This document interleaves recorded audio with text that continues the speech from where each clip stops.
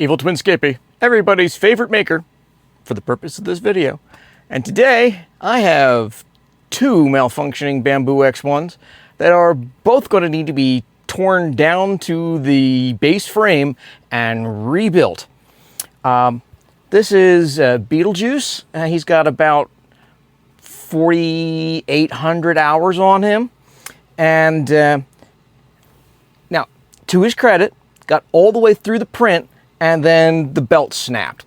So I've got to go in and pull out, about 2 meters of,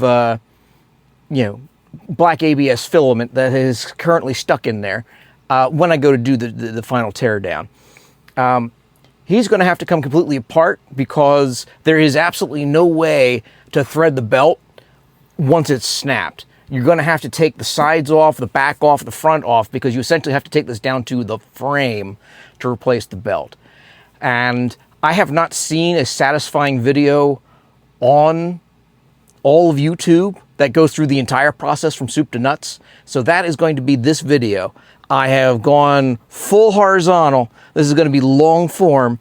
I will try to avoid doing any fast forwards because I absolutely hate... Wait, how did he do that one little thing? And I will be talking all the way through this. Now, for an extra bonus, TARDIS here with 5,000 hours, his belts are probably okay. I did order a set of belts, so I'm going to replace the belts on him, but I still have to tear him apart because I'm having homing issues on the plate. And the video I watched where somebody tried to fix it with tape, well, that didn't work for me, or perhaps I did it wrong. So we're going to at least take the back off of this one, and I'm going to experiment in another video with doing belting the easy way, where you pop the belt off the hot end and you thread it through attached to the old belt. So we're going to basically get to watch it two different ways, and worst case, you're going to get to watch me take apart two different Bambu X1s all the way down to the rafters. So I have to move these guys somewhere else because this storeroom that I run these things in is so small, I got to step into the hallway to change my mind. So I'm going to change venue to my usual resin table, which will now be cleared out and turned into a Frankenstein operating room for Bambu X1s. Evil Twin Skippy, everybody's favorite maker for the purpose of this video. And today we've got a double feature. I have two Bambu X1s that are down for the count, and both are probably going to have to be disassembled all the way to the frame. Beetlejuice with about 4,600 hours on him. Belt snapped. It finished the job, but the belt finally snapped when it went to go break the filament to reel it back. So in addition to disassembling it, I have to unthread all the way back to the AMS a bit of ABS filament that is, basically going all the way through and is going to have to be yanked out again. This one I'm definitely going to have to take all the way apart. I'm going to have to pull the sides off, the backs off, the front off, because once the belt's snapped, that's the only way that I'm going to get a new belt threaded properly into it, is basically take the entire printer apart. So I have not seen a satisfying video on YouTube that covers the entire process. So that is this video. Now, when I'm done with that, for another video in the future, we've got to diagnose TARDIS here, whose belts are probably fine. I'm going to be replacing them anyway, but because they haven't snapped yet, I will attempt the process by which you just disconnect them from the hot end and glue the new belt to the old belt and thread the new belt using the old belt through the printer. Now, that may not work. We'll see. You may get to see me tear down two printers down to the frame, but we'll get there. Now, I also have something to diagnose with TARDIS because he's not homing properly. And I've tried just about every fix in the book, including the one where you take the back off and apply tape. So First, we'll check to see, did I do that tape thing wrong? And next, you know, we'll take a look at issues to make sure that this guy's okay. But we'll save that for another video. Today, Beetlejuice will be front and center. Now, I do have to do a quick scene change because the little storage room in my house that I run these in is so small, I got to step into the hallway to change my mind.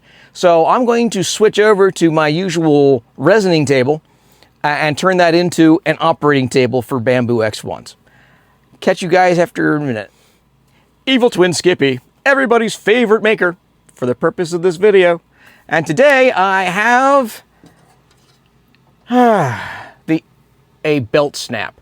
And unfortunately, this is one of those repairs that's going to require tearing this printer down all the way to the frame and putting it back together again. We'll get into why in a bit. And in addition, because it had failed just as the Evil Twin Skippy, everybody's favorite maker for the purpose of this video. And today we have a double feature repair. I have two Bambu X1s that I'm probably going to have to disassemble down to the frame and put back together again. Beetlejuice with 4,600 hours here, lost a belt, it finished the print job, and it was just going over to use the filament cutter and died, you know, with the belt snapped. So in addition to the normal repairs, I also have to unthread about 2 meters of ABS filament that's going all the way down into the hot end through the AMS. So you'll get to watch me do that. And then his partner in crime here, TARDIS, is also starting to malfunction. I'm having homing issues, but the real problem that's going to require me to take things apart is I found this on the print head of the last failed, on the print bed of the last failed print.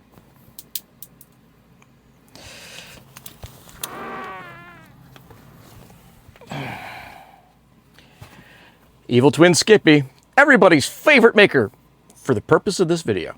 And today we've gone widescreen and long form because I have to tear two Bambu X1s down to the frame and put them back together again.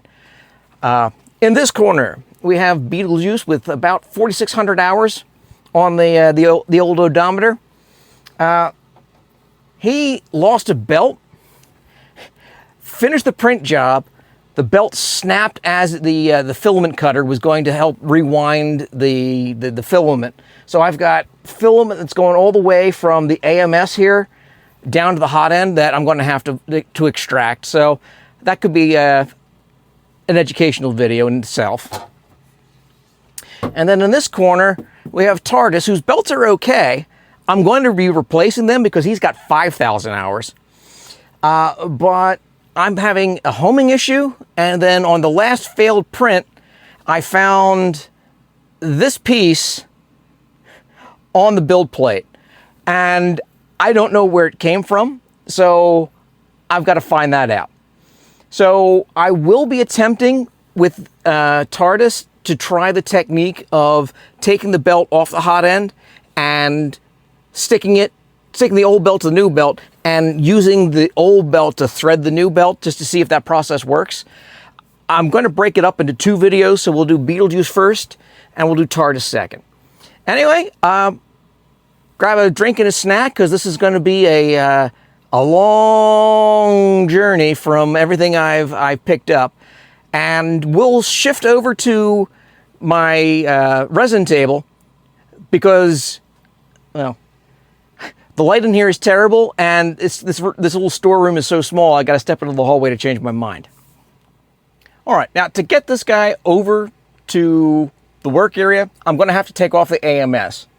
Now, if you've ever gotten into a situation where the printer has failed and you need to basically unthread a whole bunch of filament through it, the easiest way is to start down at the hot end. What I do is I just go ahead and cut it off up here at the spool, and I'm just going to pull it back through because that's really the way that the machine's designed to do stuff. Okay, now I didn't have a chance to ratchet the table down, so I'm just going to have to reach in here. You can't really see what I'm doing really well, so let me change camera angle.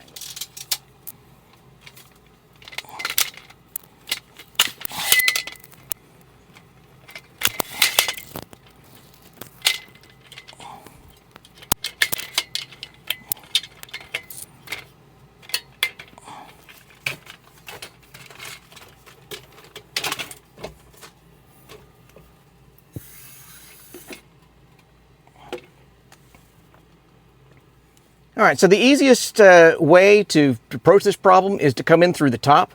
So I have my glass lid and AMS kind of precariously propped up on top of some extra spools here. And we're just going to go in and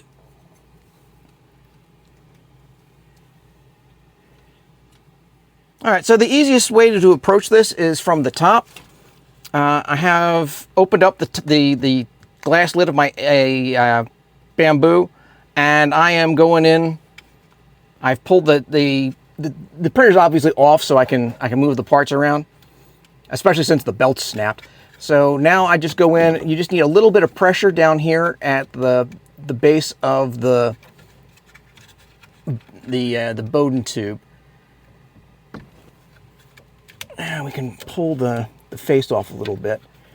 And if we press this, now the problem we're running into is that there's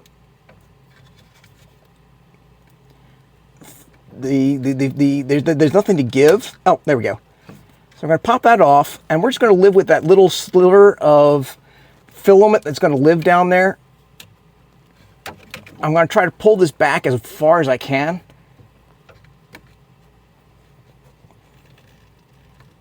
To give me something to work with later when I need to go pull this out. We're just going to cut it there. And now I can go ahead and pull that back through. And because I pulled enough back, I'm going to have to feed a little bit into this to be able to pull it out. Or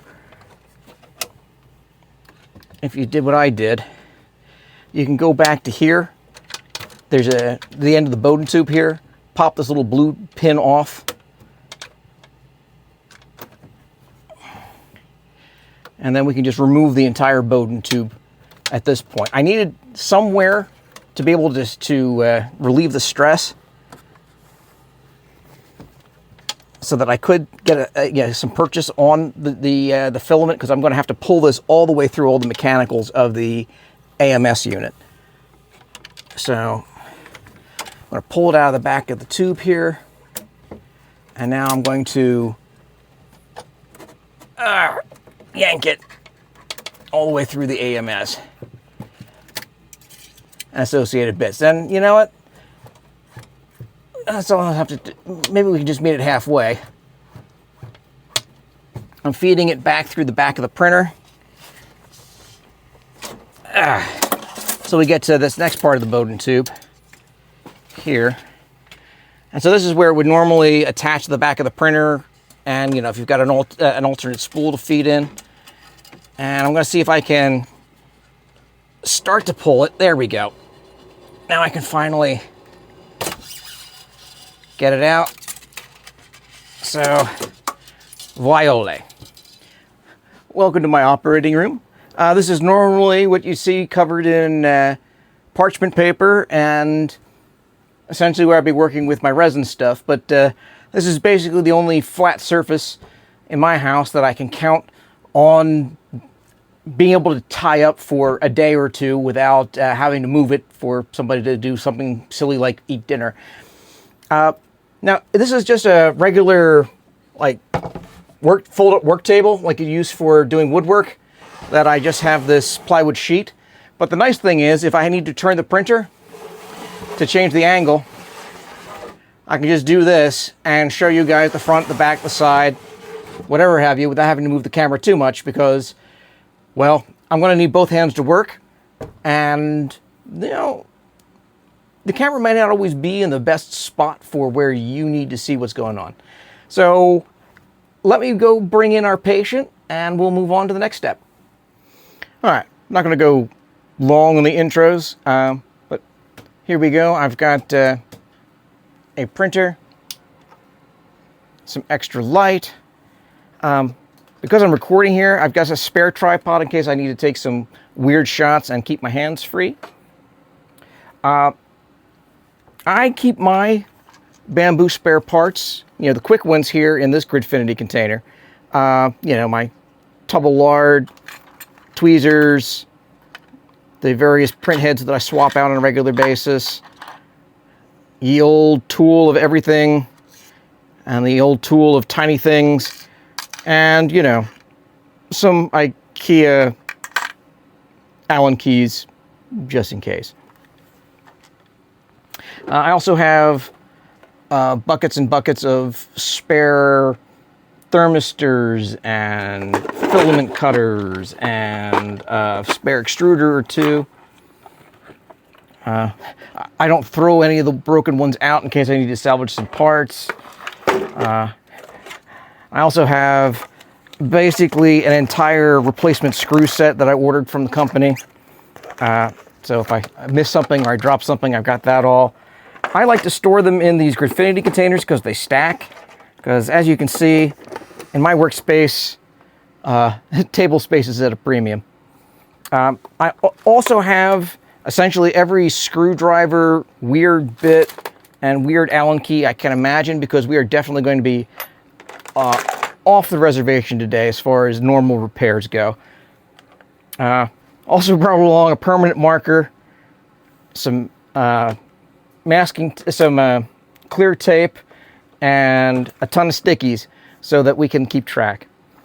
For you at home, I've also put together Gracie here, who will be keeping our time.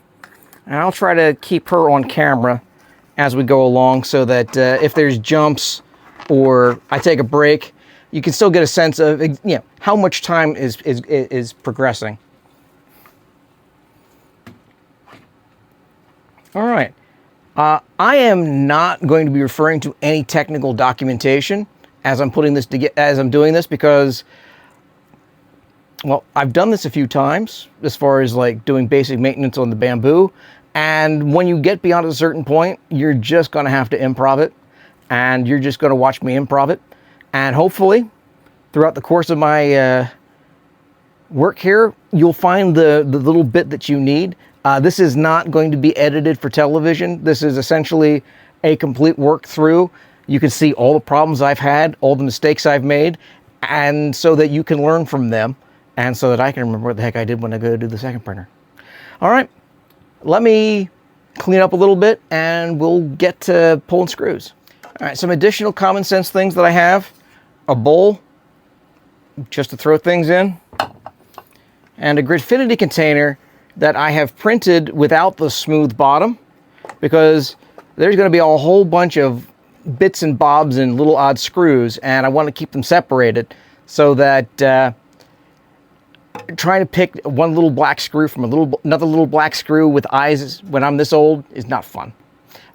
When we go to take this apart, there are screws that are designed to be screwed into metal and screws that screw into plastic, and from table height, they look about the same, but I need to be able to tell them apart. All right, so I ordered 2 sets of belts. I'm going to replace the X and Y belt and the Z belt because both of these printers have served me over thousands of hours, and I'd rather not have another failure mid-print. So I'll just kind of mark on my calendar about every 4,000 hours to schedule one of these, tear it down, and build it back again. So here is the XY belt. I just want to make sure that it comes with 2, because otherwise I'm going to have to hold off on my repairs on the other printer. So let's pop that open here. And these little boxes are just so handy for so many other things. All right. So how many belts do we get in an XY belt kit? it looks like we get 2 belts. So victory on that. I really like this company. When you order replacement parts, things really make sense because there's actually 2 different belts on the XY system. Let me change angle and I'll show you. All right, so from this angle, you can see where the belt snapped. And so one belt is still sound, and this is the belt that's snapped. But you see the XY system has 2 different belts. So one of these motors operates the top belt, and one of these motors operates the bottom belt. And that's, you know, the differential between these 2 is what allows the printer to do its thing. So it's not just one belt we've got to replace, it's 2 belts, which is why I was so glad the repair kit included 2 belts. All right, so here we go. According to our clock here, it is 9:38 my time, and we're going to get started.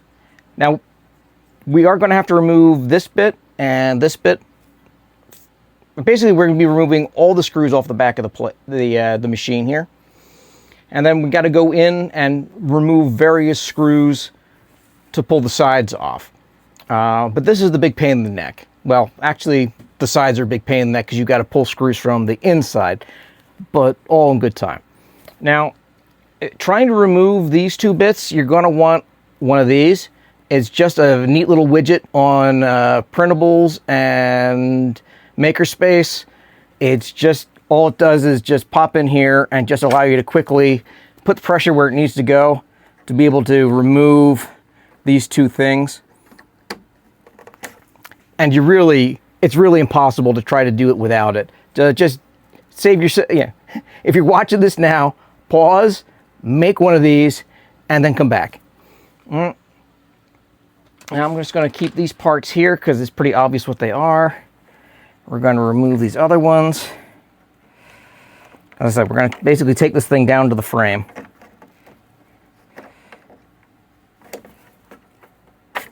There we go.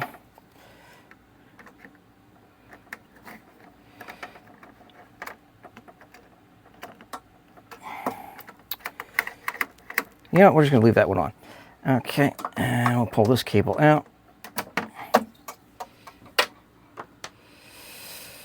All right. Now we grab our famous, the 1 key. And we pull off our holder. And remember, you can easily get at it by just poking through here. That's why these holes are here, so that you can get into the spool holder and yank it off.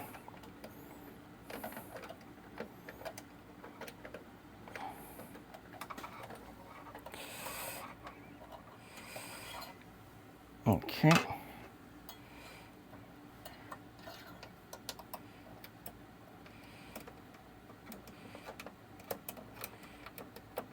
So I'm going to call this, whatever these screws are, type 1.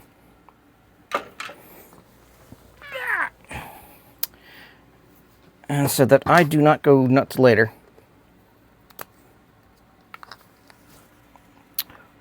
One.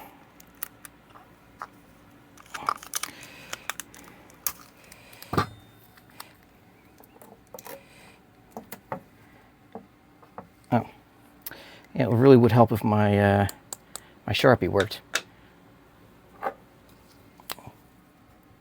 1 and 1.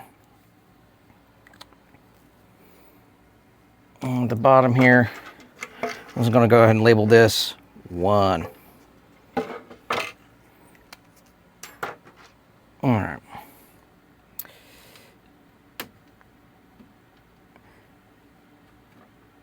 I've seen other videos where folks are like obsessed about the order these things are in. All right, this is going to be type 2.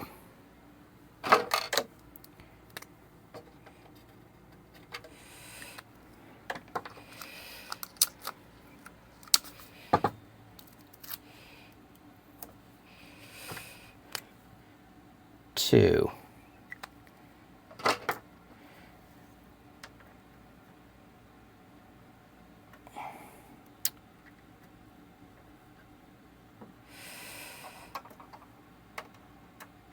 Some of them are a little harder to get out than others, and that's why you use the cheater leverage there. Okay, another type 2.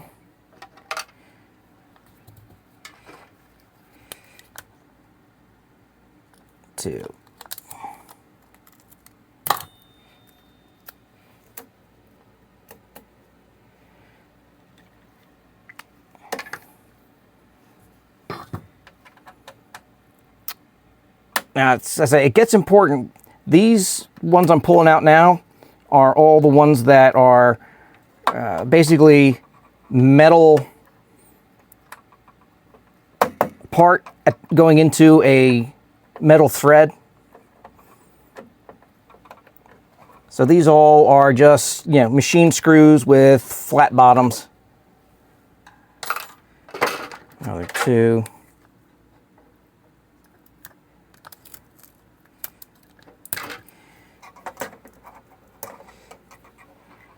Okay.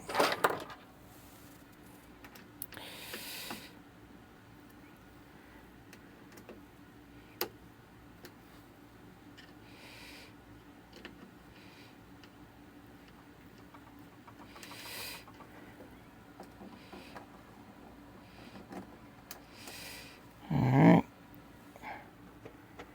Another 2.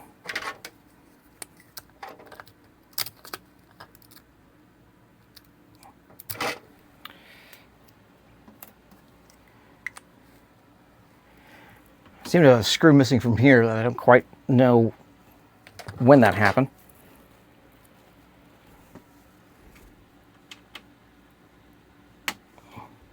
I'll have to see if Tart is missing that one too. Okay, another 2.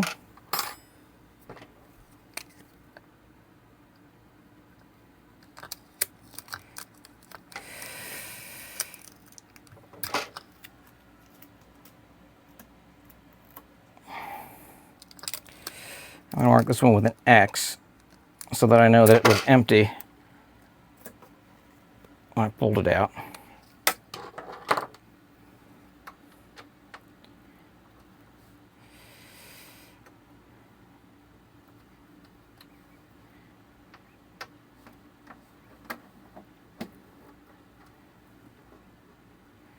Okay, another 2.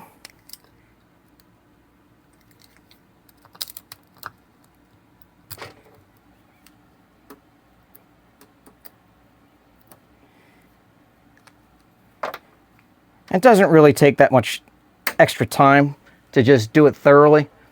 I mean, we're like 7 minutes in.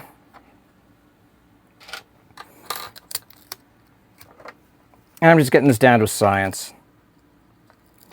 So far, all the ones I pulled out are the type 2s.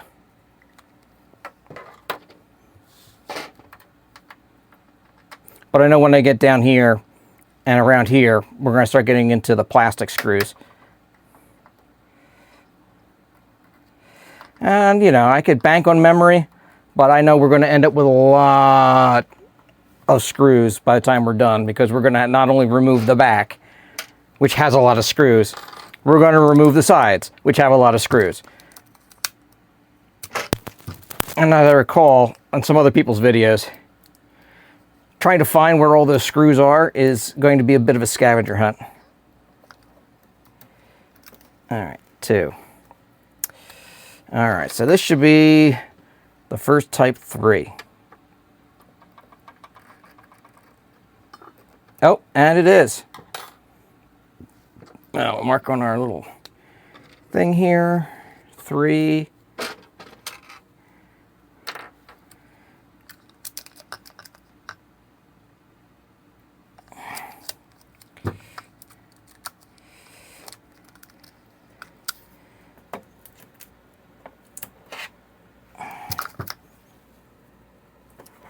Yeah. Okay. We're going to have to pull these 2 screws out, but they are attached to the chute, So I'm going to hold off on that. I'm going to pull the screws off for the AMS interface unit here.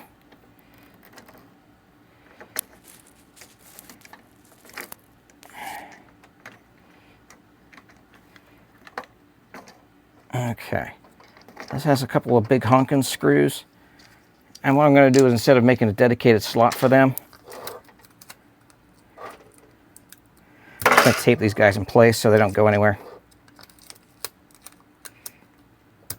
And just put this aside as another sub-assembly. Okay, we've got another screw in the back, actually 2 screws in the back here.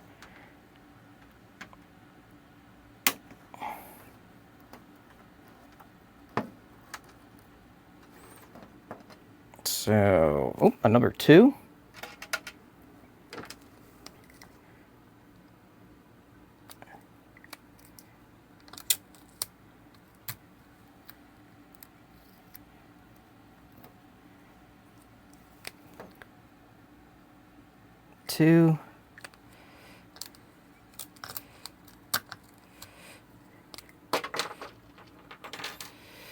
We'll call these 4s.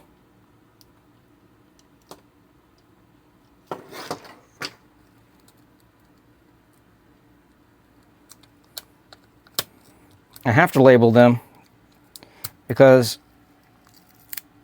they look just like all the other interface sockets here, or all these other holes. So the only way I'm going to know which ones are which and which ones to put the screws back in is by labeling things consistently. All right. Let's see what this guy is.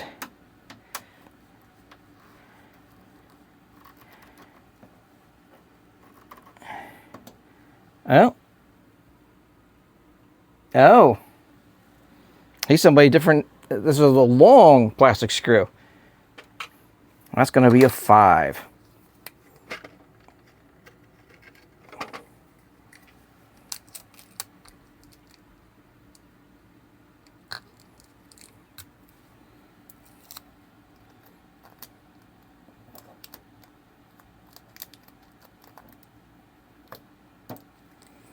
Okay. Now we pull out screws from our slot here. And they are type 3s.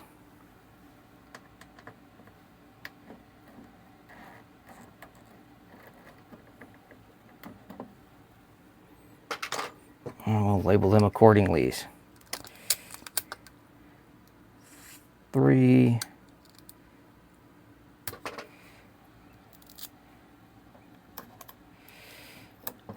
And if you don't like writing on tape the way that I'm doing, you could use colored sticky dots.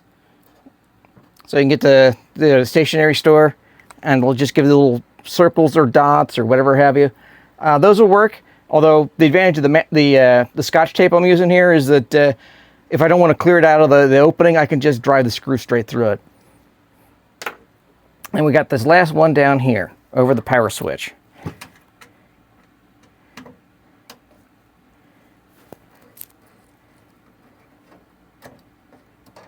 And that is a type 3.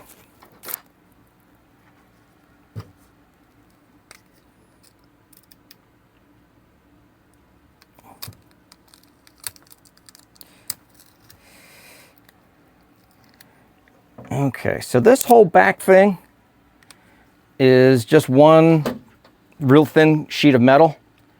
We're going to have to finagle it past where the old idlers were. Then this is the tension system for the belts. They put it in the back here so that you can adjust it. What we're going to do is just loosen this up a little bit.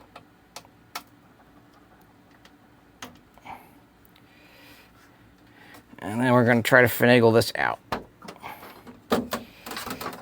And this one is being a lot more behaved than TARDIS was when I pulled it apart. Oh, I'm I was just trying to compliment it. There we go. Okay, so we're going to put this aside. Look at all that lovely grime and stuff that we could probably clean off when we get a minute. And behold, the inside of our unit. All right, so I can see a lot of random love. Plastic bits that didn't quite make it on their way out. Lots of lube. Lots of grease. We'll clean all that up when we get a chance. Now we're going to focus on pulling the screws off the sides, so that we also have to pull off the front, but all in good time. I'm going to pause this because it's been 15 minutes and grab myself a drink. Yeah. Tonight's mental solvent will be some Bushmills. You just got to remember to take lots of breaks. This is not going to be a race. The best way to mess up your printer is to try to race through it. Just make sure you got the time. Right now, I just happen to not have any Etsy orders or anything that I got to race through. So I'll catch you guys when I get to the bottom of this.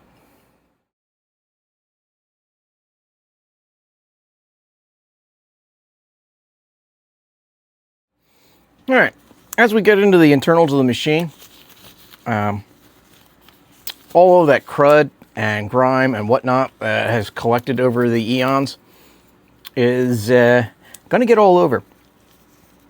So I'm just putting these on because every video I've seen where somebody tries to do this sort of surgery, their hands look like they worked in a coal mine by the time they're done. I mean, I try to keep this machine nice and clean, but it's been running for 4,600 hours. That's about 2 years of solid printing.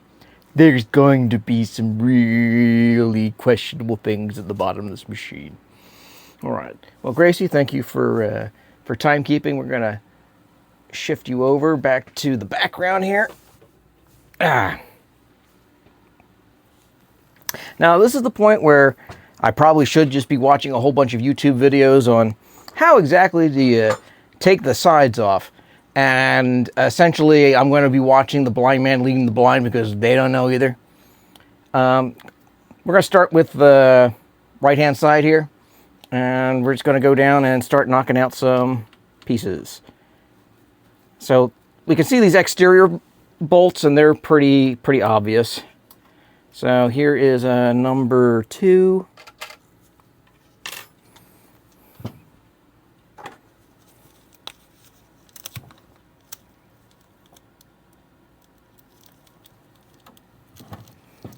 Oh, crud. You know, it might be just easier to put the tape here and write the number.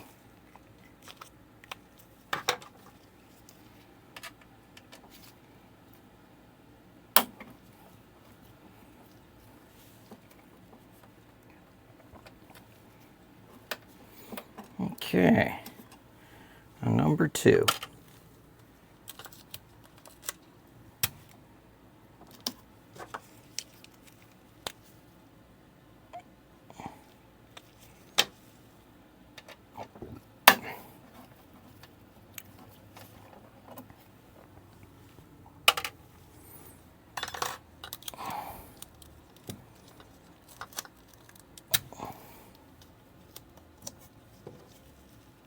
Number 2.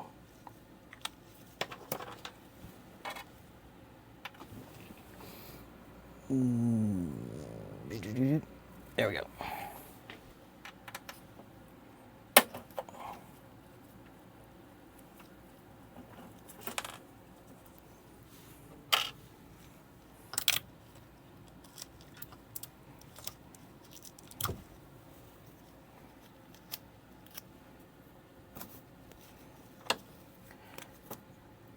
Number 2. Okay. Now, I know there's 1 or 2 screws we've got to take off from inside. Let's see if we can get all the obvious ones from outside.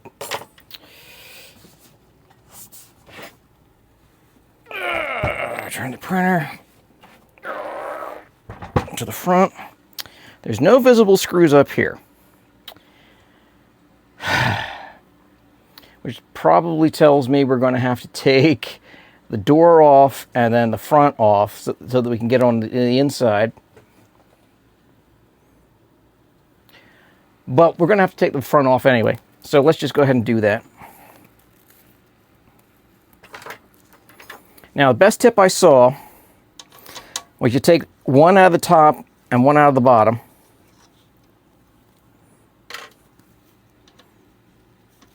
And that allows the door to stay on long enough for you to do whatever you're going to do with the other screws.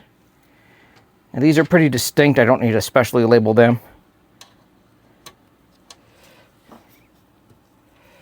because they're only used for the front door.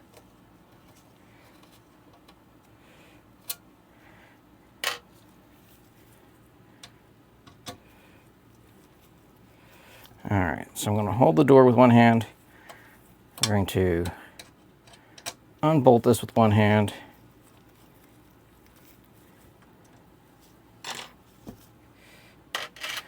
And there's these little rubber plugs that you're going to hold on to.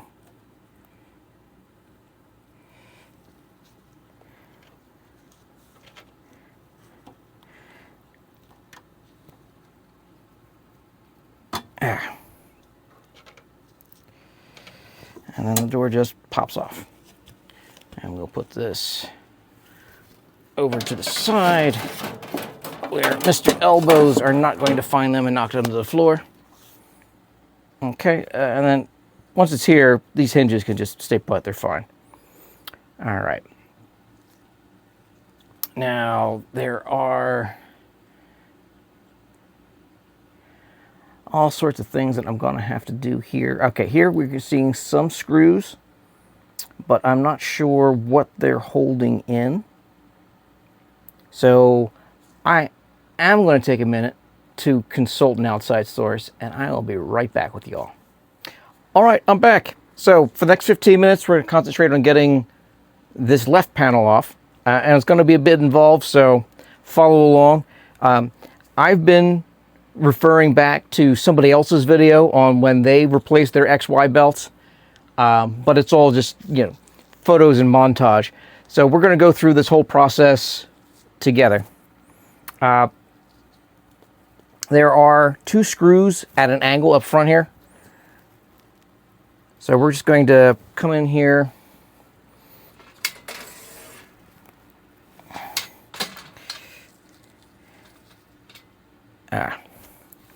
And I've got to keep my key at an angle here. And we're going to pop these out.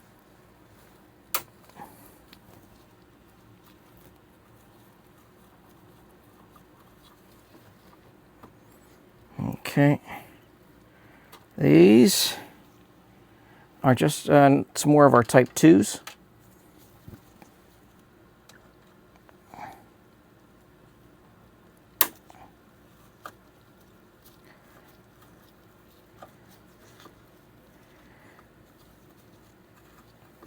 There we go. And we're going to go ahead and label those.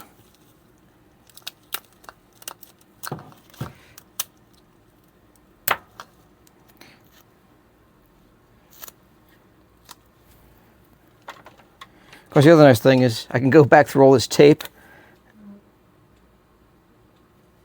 Oh, of course, that's black on black, but at least the tape will remind me, hey, you got to put a screw back there, dummy.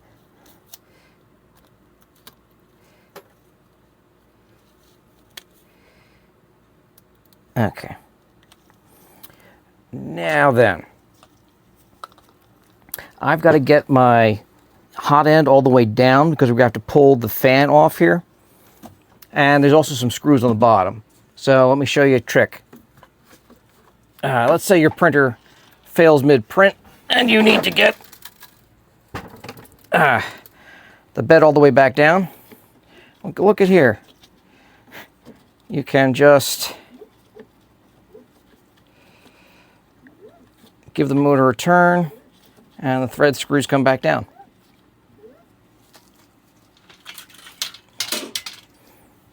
So what I'm doing is just giving this a turn.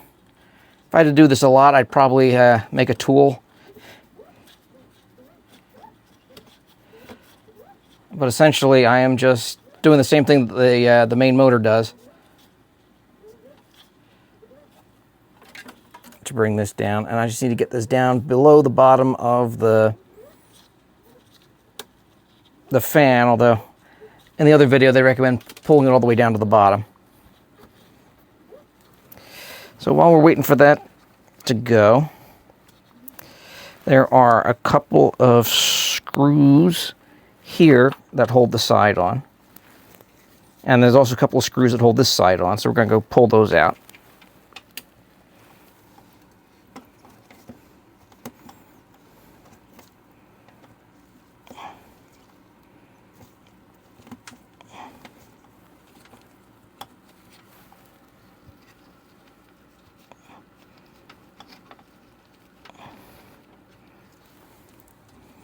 Okay. So this one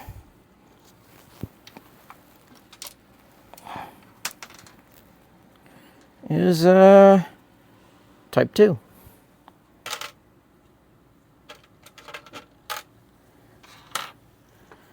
Let's label that puppy.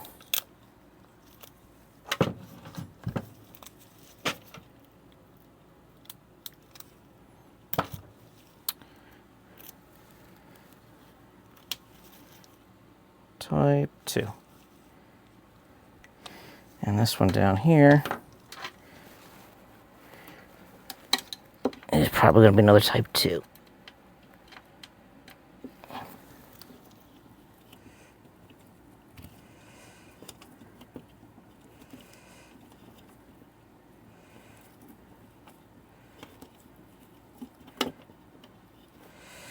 And it's not that I'm a bit of a technical genius or anything like that. I've just been scouring everybody else's videos and remembering all the useful bits.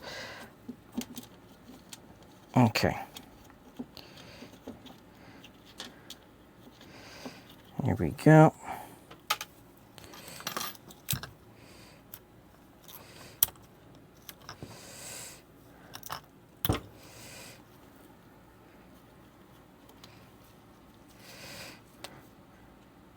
Type 2. All right, let's get our bed all the way down. I'm going to be replacing the Z-belt. Maybe not in this session, but soon. So I'm not too worried about causing any weird things. One nifty thing is, as I'm running the motor here, the lamp on the extruder lit up. So you got to remember that these are permanent magnet motors. They turn into generators if you spin them fast enough. So don't get too ambitious about spinning them, or you may fry something.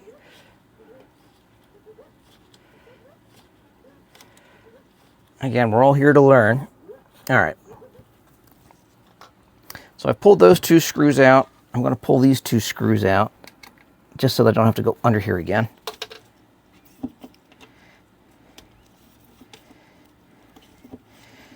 And it's really nice. They have this cutout here in all the spots so that you can get an Allen key where you need to get it in. They really did their homework when they built this thing.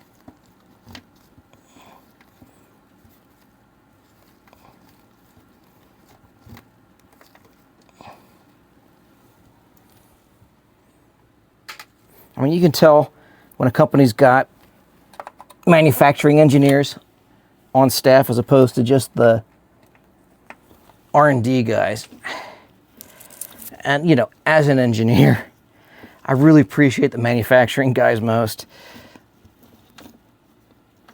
I mean, this whole process is a bit of a pain in the ass, but when you think about how often this part fails, I mean, like I said, this printer's been running for 2 years.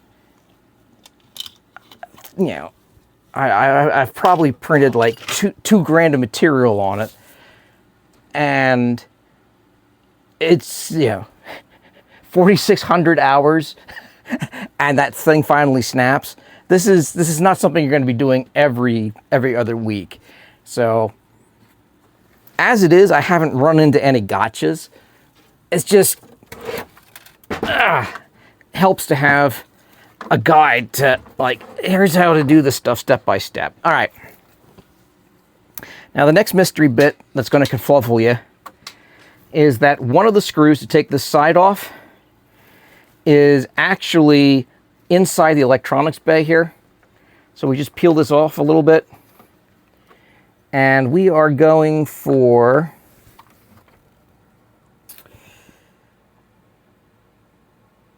one of these in here.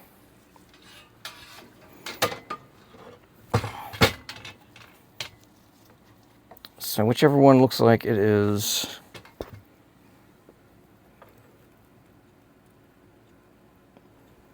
I think it's this one.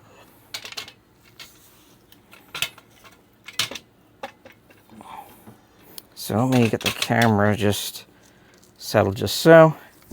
And the worst thing that happens is if I pull the wrong screw, I'm just, undoing the circuit board. And I'll just redo it when it's done. Now, I saw it.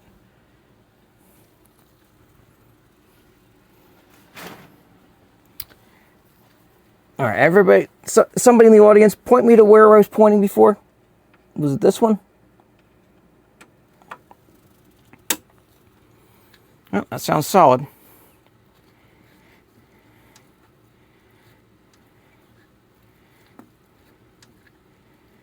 All right.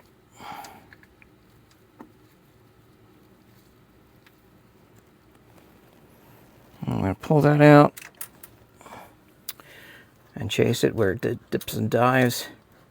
All right, this is a type 2, which is the... Oh, wait, no, this guy's his own creature.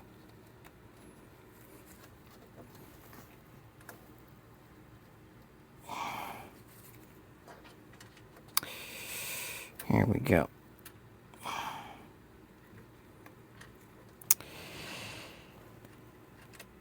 I don't know how much the camera's seeing here, but I just kind of lost the bolt as I was taking it. There we go. So this is a unique screw.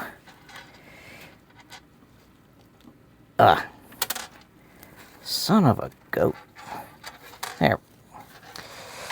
So we will tentatively label this type 6. As soon as I track the wily thing down. Oh, there it is. Okay. So, label in our pit here, number 6. I am not a number, I am a free man. All right, anyway. And let's see if we can now work this side loose. Oh, wait, right, I still have to get these screws off of the fan. Okay.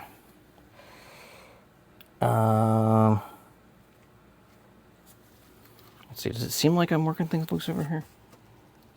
Well, we'll see in a minute. I'll put this back. All right. So then, it's going to be real hard to get a good camera angle inside. But what I'm doing is basically I'm removing the accessory fan. There are 3 screws I've got to pull out. And those screws, in addition to holding in the fan, also hold the case onto the edge. And I did not pull this thing down long enough, so gotta crank my heat bed down a little bit here. And what all I'm doing here is I'm just pulling the belt slowly, because if I do it too much, I'm going to induce a voltage. All right. So I'm going to reach in here. And keep in mind, I've only been using that one Allen key they ship with the machine, so I haven't needed any extravagant parts so far.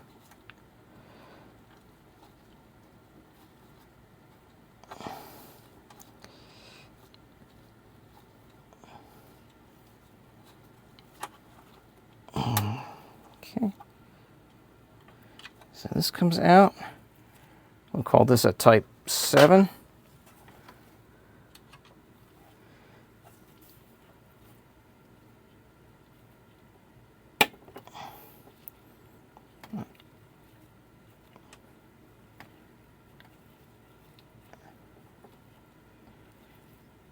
And out we go. And somewhere on this whole thing, there's a mystical third screw.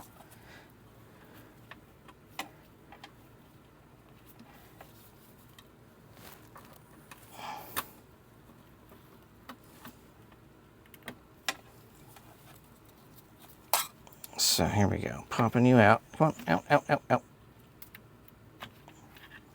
Out we go. And then, it's on the other side here.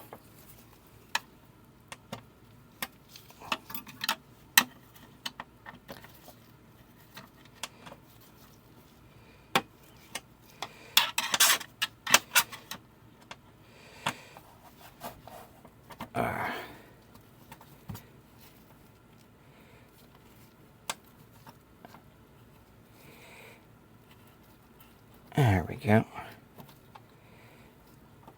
And these are pretty unique. I don't think I need to make a special label for these. There we go. So our auxiliary fan here is out. And we just need to put him aside. It's all plugged in. We don't need to go in and unscrew it. There's a little bit of sticky here that holds it to the wall. We can just peel that back. And odds are that sticky will still be good when we go to do it. All right, so it looks like this wasn't doing anything structural. We just needed to pull this back so we don't damage the cord when we pull the panel off. So I technically should be able to start pulling this, and I'm not. So I'm peeling this back. I'll put this down here. I'm peeling this back, and there seems to be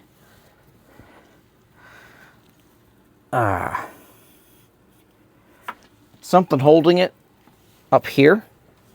So let's peel back our electronics and just see if we've got a screw in there. Let's see, there's this screw. Let's peel this out.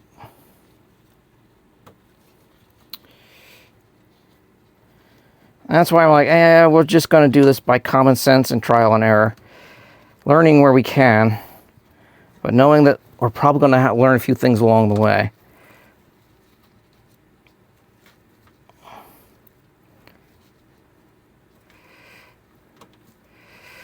Okay. So we've got that. I need a few more turns before that'll come loose.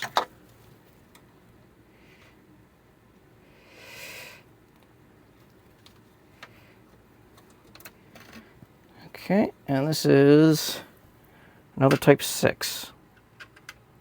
No. This is a type 2.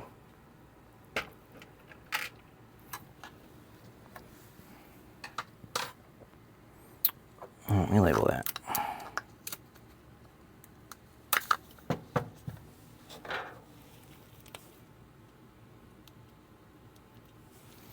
Type 2. There. And then we had our type 6 up here.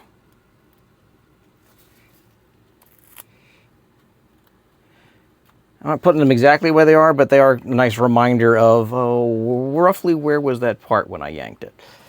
All right. So I'm pulling, and there's still something holding on. I suspect it's probably this screw holding the bottom of the circuit board. Let's grab this and just see.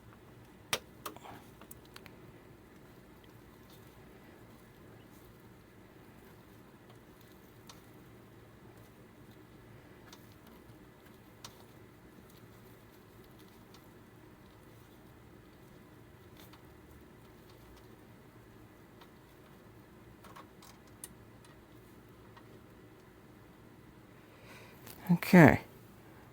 This one is another type 6. These are just the slightly longer machine screws. All right, so we're going to peel back this panel again. All right, there's a little bit of sticky. But other than that, I seem to be pulling that off.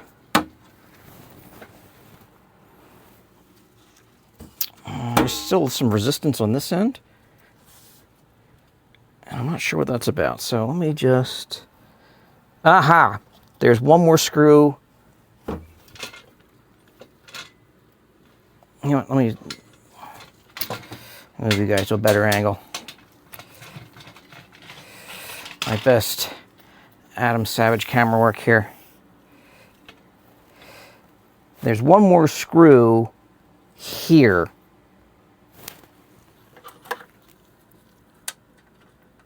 Inside the thread.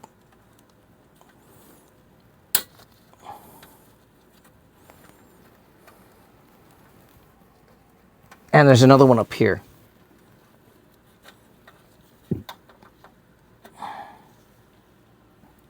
It's a type 2.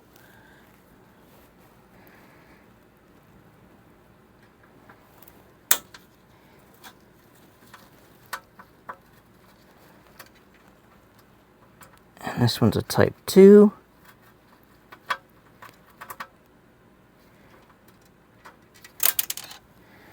Oh.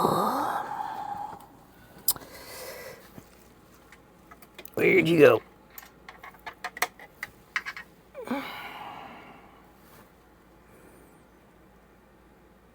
Well, I will hunt for it in a minute. Let me see if that releases. Aha! We have released the plate. So here we go. 20 minutes.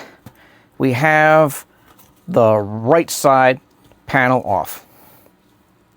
All right, so this is going to be another alcoholic interlude, but this time I got to go upstairs and watch somebody else's video on taking the other panel off, because I remember there's some secrets to that.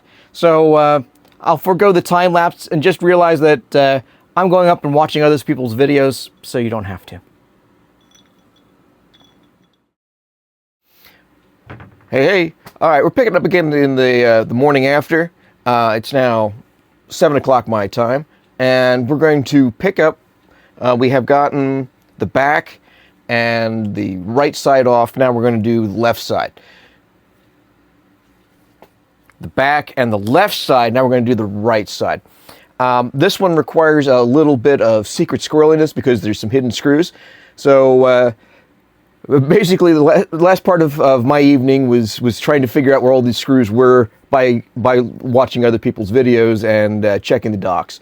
So let us put this aside and pick up where we left off. We're still using our one tool for everything.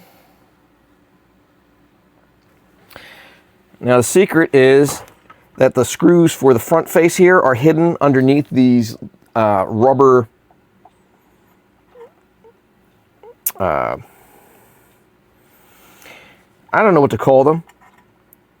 They look a little different. Okay, so these are designed so that you can peel them back and get the Allen key in there without having to rip the seam off. But I cannot seem to see where the screws actually are.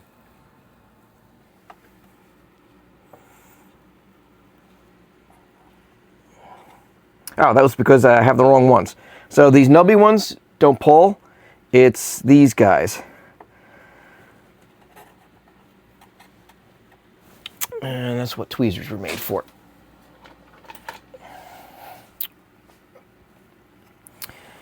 All right. So these will pick up and peel back. And there's two screws on the front here we need to pull off. And of course, being factory installed, I sometimes need a little extra torque to uninstall.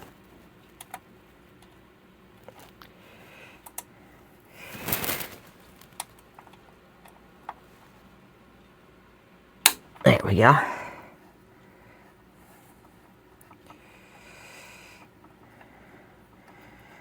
This is another type 2.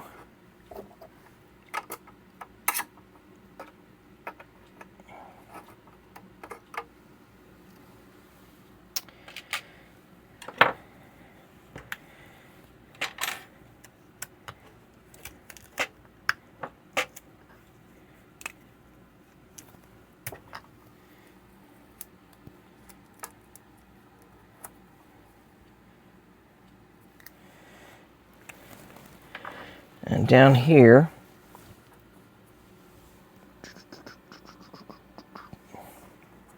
we have another one. So best way, push from the back. If it's the first time you're opening this thing. And then try to get some tweezers in there to peel it open.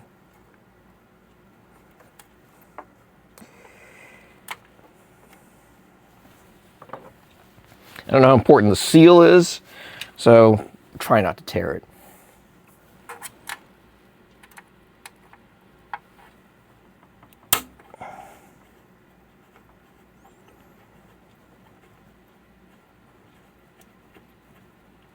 I'm doing most of this by touch because at my age, trying to focus on tiny little screws is pointless anyway.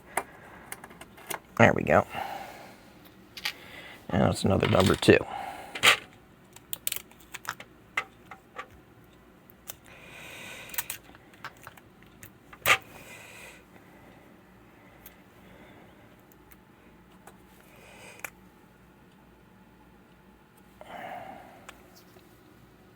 Okay. Actually, we're going to pull the 4 screws off the back.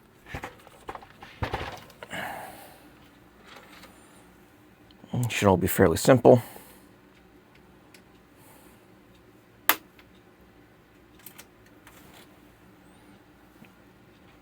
One,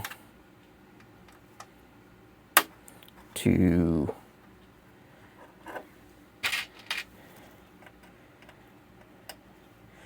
3,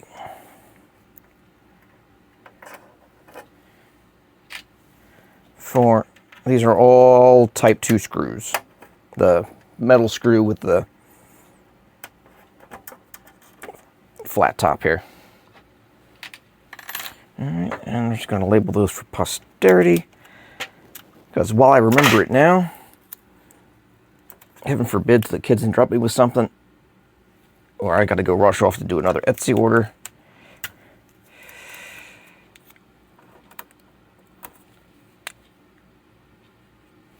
Two, 2.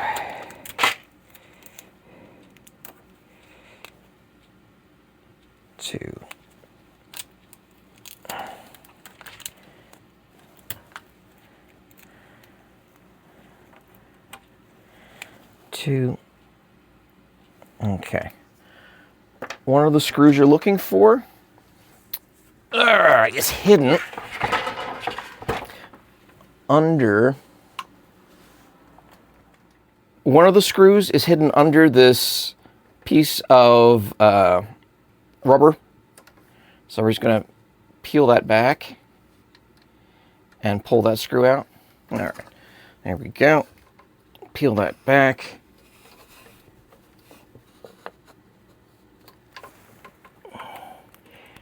Get our little key in here.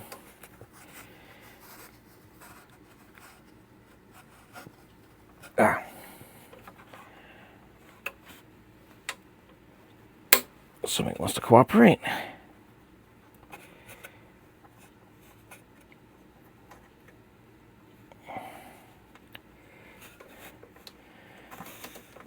Okay.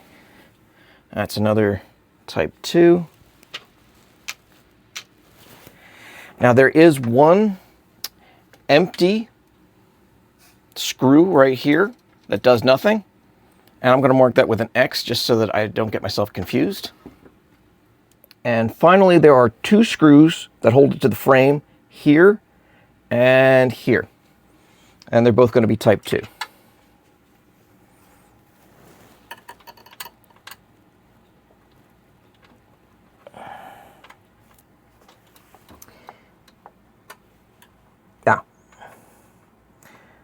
come at it like this.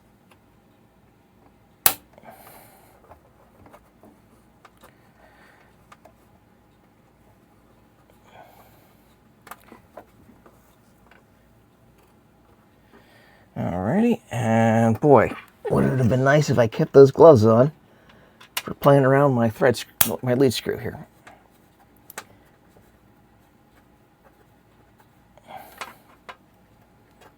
There we go. So, 2 more type 2 screws.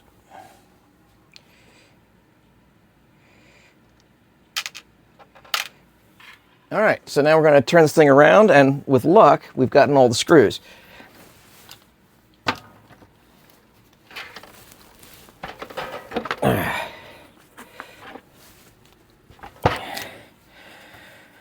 Okay, so there we go. All right, so not as big a pain in the ass as the left-hand side, but, you know, it takes some time. Plan accordingly. All right, I have repositioned the camera. So far, if you're keeping track of time, it took me about 20 minutes to get the back plate off, and it's probably about 15 minutes, if you know what you're doing, to take the 2 sides off. So, you know, you should be about an hour into, you know, this whole effort. Again, if you know what you're doing. Now, I don't. So get ready to watch some shenanigans. We basically have to take all of the plastic casing off of our hot end. Now, fortunately for me, my bands have all broken, so sliding this into the position I want is pretty easy. First step, of course, we take the removable magnetic front off, and then we're just going to go ahead and pull all the screws off of this back. Now, we have to switch to our smaller Allen key. Ouch. Which I keep right here in my tool bag.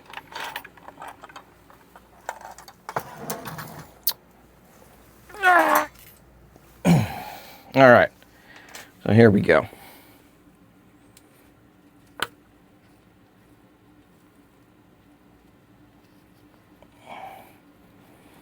And naturally, of course, they're going to be a completely different species of screw.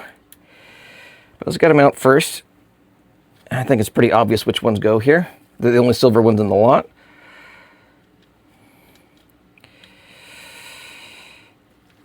So what's basically going to happen is the belts slide in to holders inside the hot end here.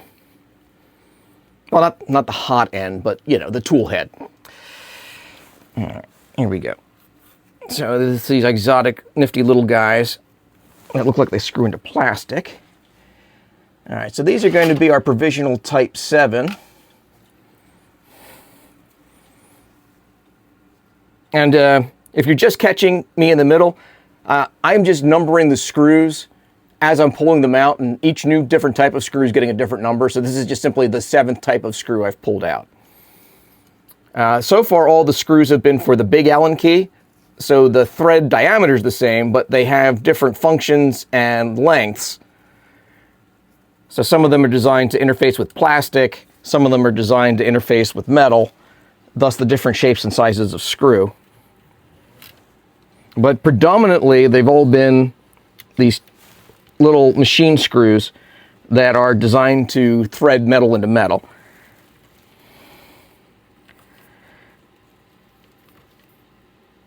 Okay. So far I got 4 screws.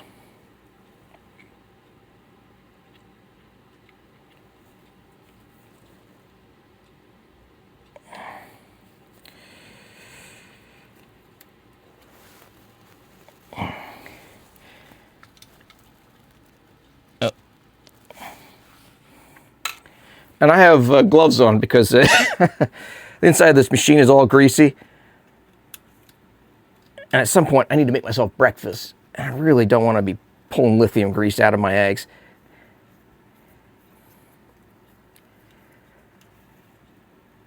There we go.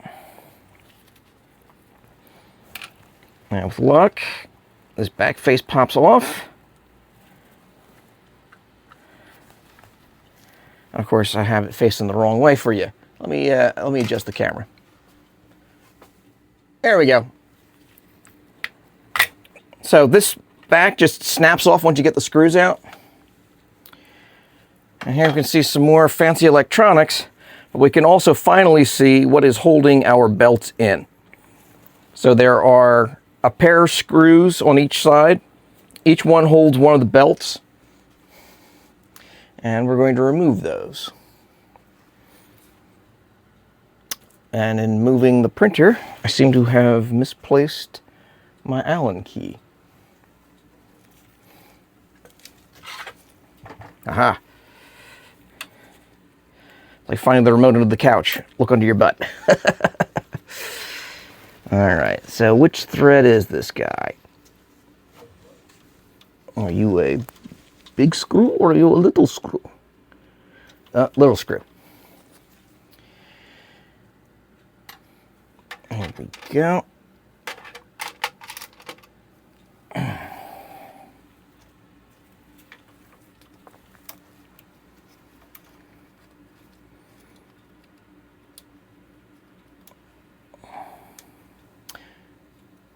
Let's see.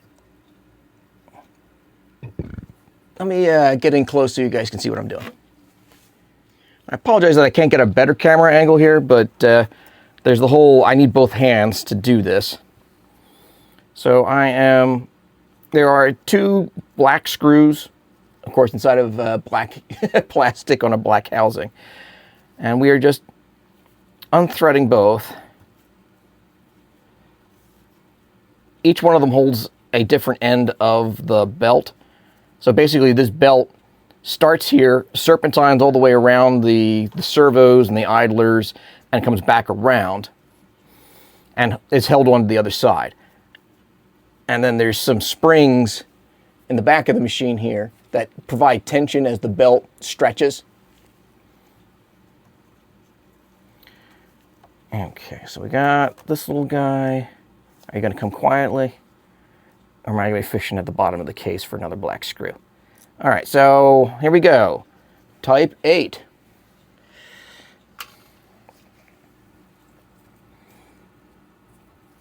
Okay, so with that off, I can now, there's a little plastic slide that should allow me to pull the belt out. At least if I remember the tutorial I'm working off of. All right, well, we'll just chalk that up to technical difficulties, and I'll figure out what I'm doing here. All right, well, in conferring with my references, we do have to remove this middle part of the case. So there are 4 more screws, 2 on this side, 2 on this side.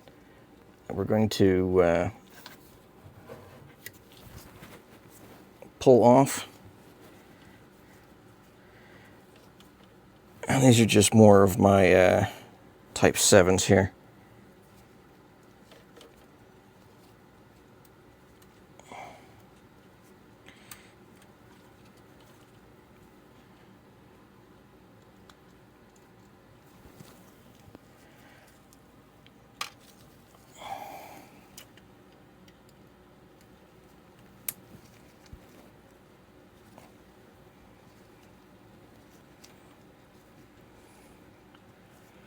There we go.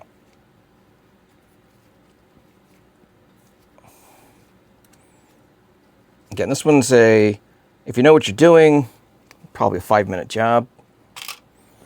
If you, like me, don't do this for a living, but you need to get your machine back online, yeah.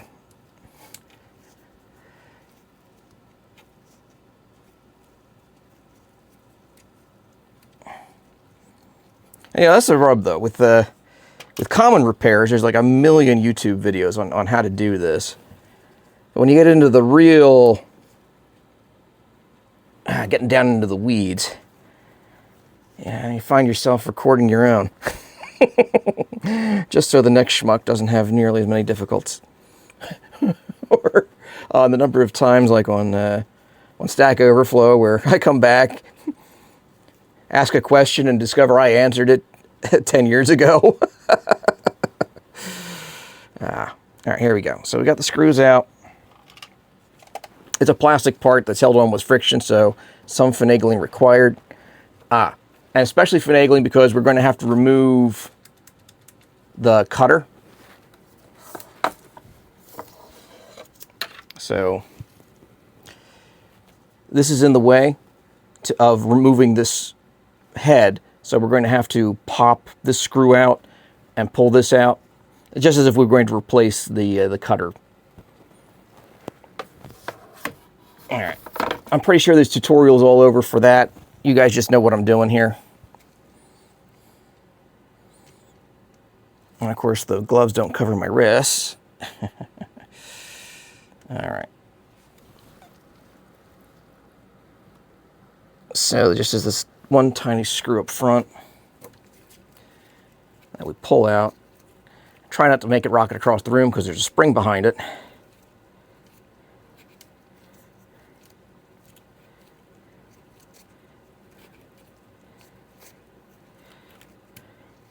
And behold, our Type 8. Alrighty. We can just leave the screw in there. This is kind of floating down here and out of our way, and now we can remove this housing. Shroud, case. I am not a machinist. In the comments. What did I get wrong? Okay, add this to our pile of parts. And now we can properly get into the mechanicals. And of course, with the sides open, I have this wonderful opportunity for a camera angle that would be impossible with the sides on. Let me see if that helps. All right, future me. No, that camera angle was terrible. The stuff that holds on basically the rail mechanicals get in the way of the view I was trying to get, where I can show you what these gears look like side by side. Oh, that doesn't have anything to do with what we're doing. Let's just leave that. All right, so there's another screw here. That lets us pull off the top belt.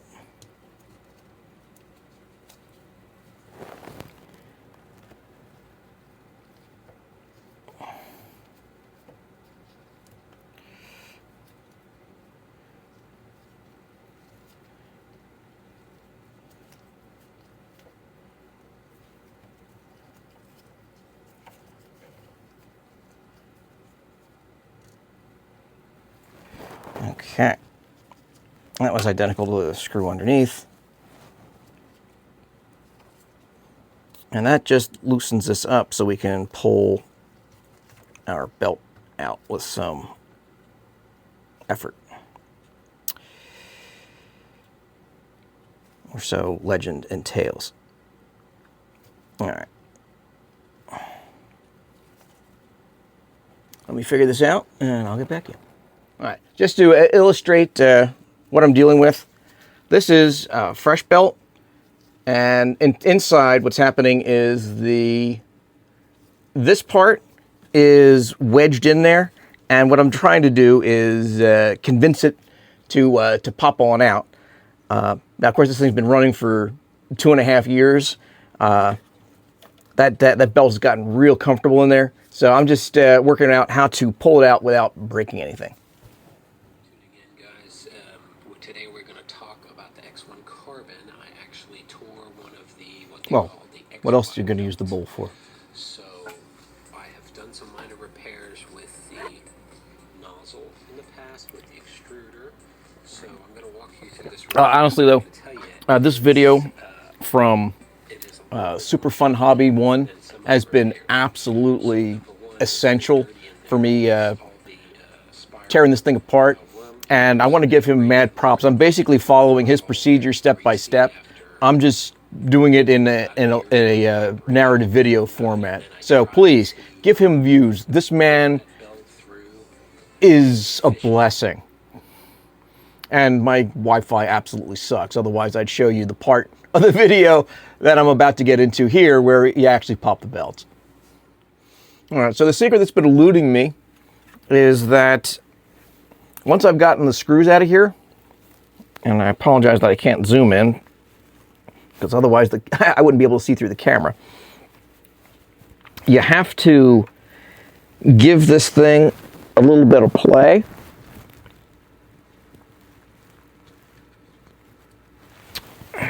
Or not. Maybe I just go in there with the pair of tweezers.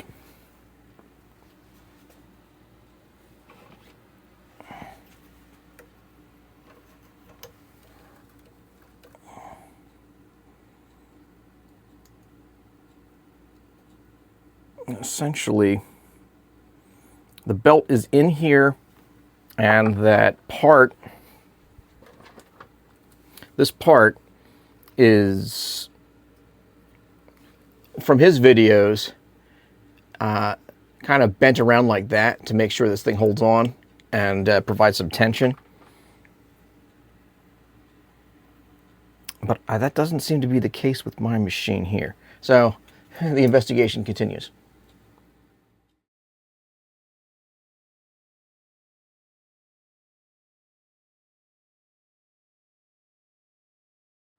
All right, I'm just going to pop the screws out of the other side here, just to see if, for whatever reason, it's just easier to get the belts off from the right side, left side, the starboard side.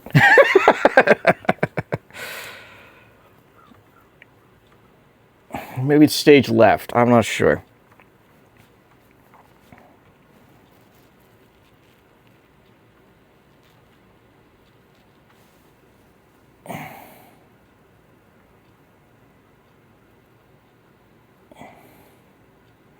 All right, so let's see, this screw pops out. I said this screw pops out. Less pop than requires the tweezers. Okay. Fortunately, the bed is magnetic.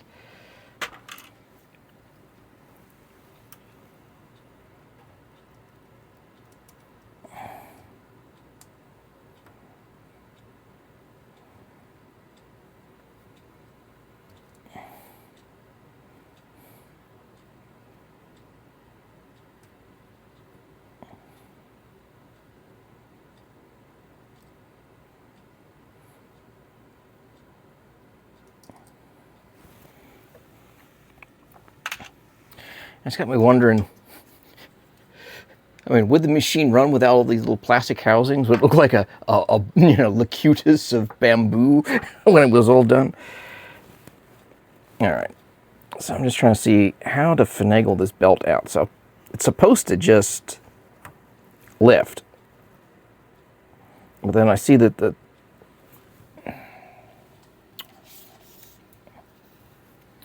All right. So here is the belt. Here I can see is probably the end of the belt. There's this indent here that's keeping me from actually popping it out because the plastic changes. Yeah, there's something here.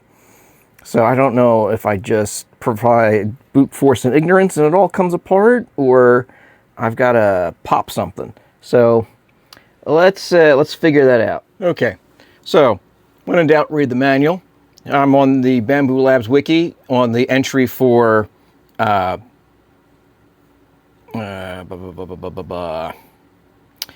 replacing the XY timing belt. And I've finally gotten to the part here where we're getting to the relevant details. All right, so after inserting the timing belt, remove the old timing belt from the tool head, unscrew one screw and pry out the timing belt fixing block with flathead tweezers. or a flat-bladed screwdriver. You can use scissors to cut the timing belt and remove the old timing belt. Use the same method to remove the old timing belt at the other end. This is why Daddy drinks. All right, so here we go. I see that what I thought was the end of the belt is actually this priming plug.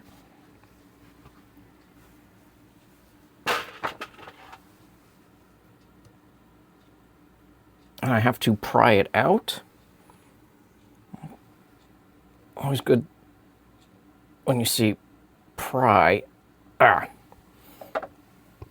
in your technical documents.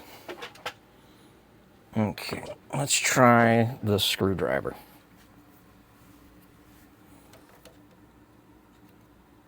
I'm not quite sure how I'm supposed to get some purchase on this.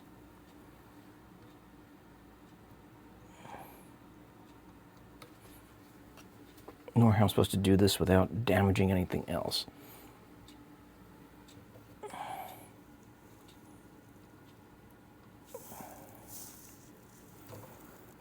And of course, at 50 years old, focusing on tiny little details is not my favorite. I'm gonna have to go upstairs and get my reading glasses.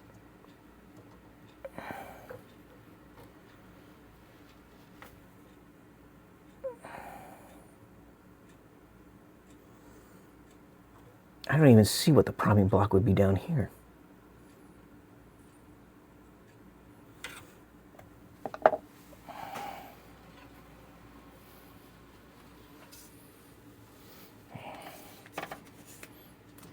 So,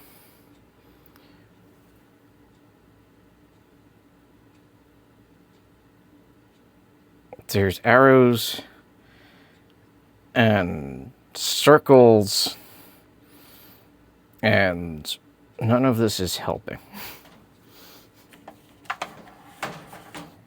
All right, I think I have had a breakthrough here.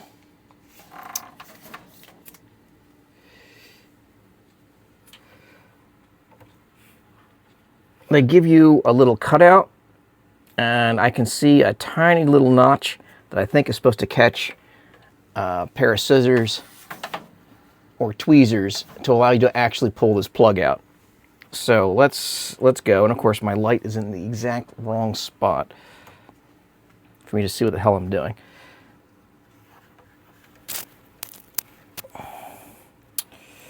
So let's get this in here.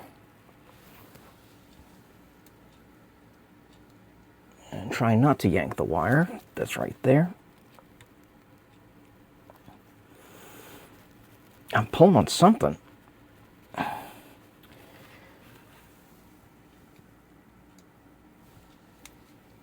But I don't think that's the block.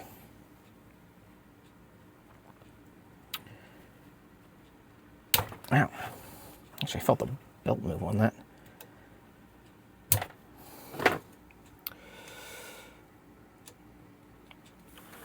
Let's see.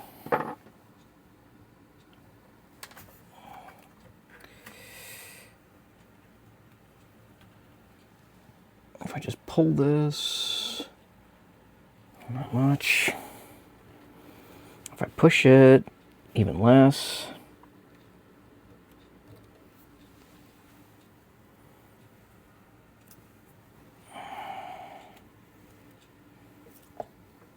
Does this screwdriver get in there?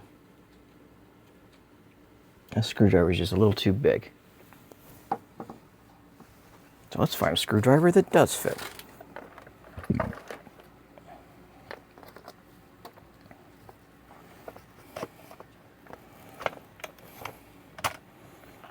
There we go.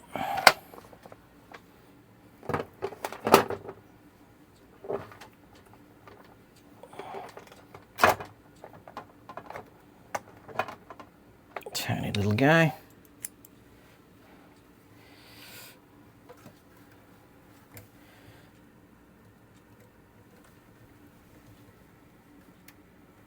I got movement.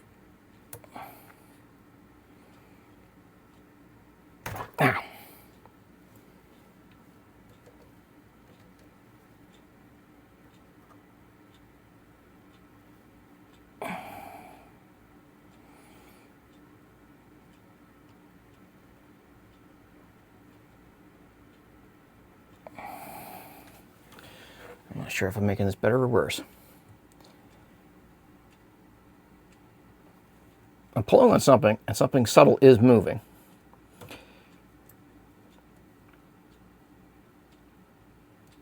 In fact, there hasn't been a snap is reassuring.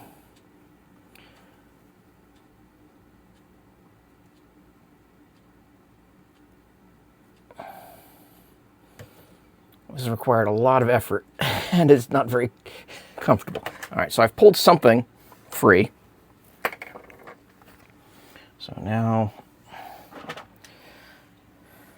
let me grab it with some pliers and see just how free we are. All right, so this was the end of the belt.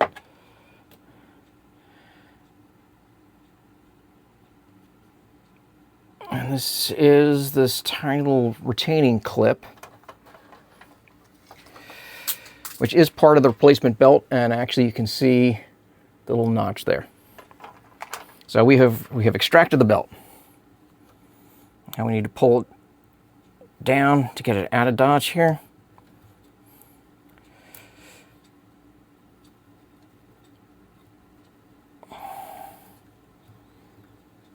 Somehow, did I not pull that screw out?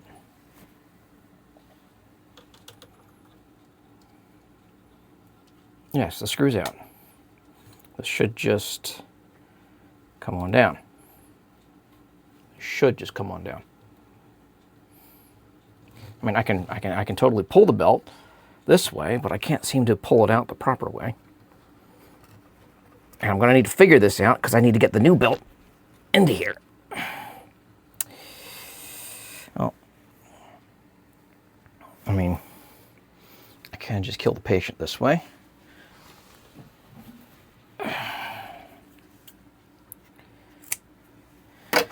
All right, for now, we'll just go ahead and pull this out. And we'll leave the mystery of how we get the new belt in for the next segment. All right, and down here, we do the same thing, except there's even less room to play with.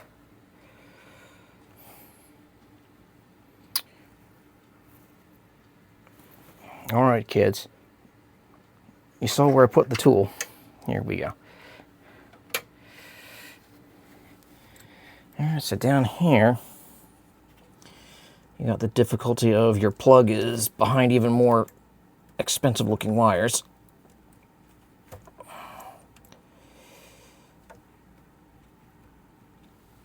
And a circuit board. Ouch. Never mind the latex gloves. I should have just worn some mechanics gloves. All right. Come on.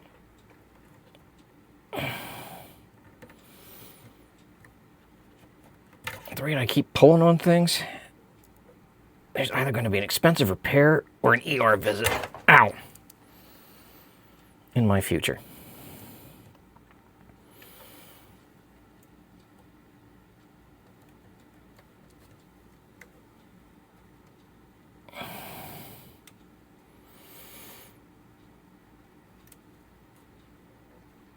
Yeah, and the tool I'm using is just a tiny flathead screwdriver bit on a tiny little hex extender.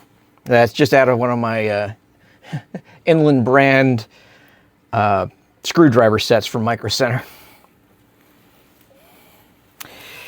All right.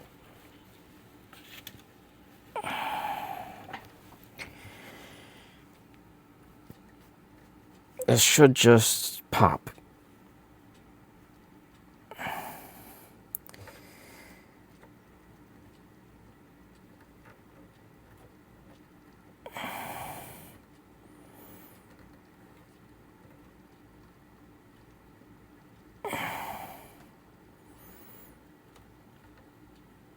Come on.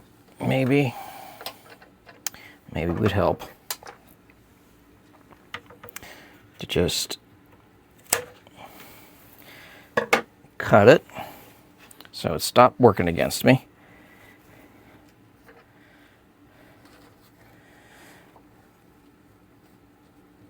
Again, no idea how. Oh, yeah, that does make things a little easier.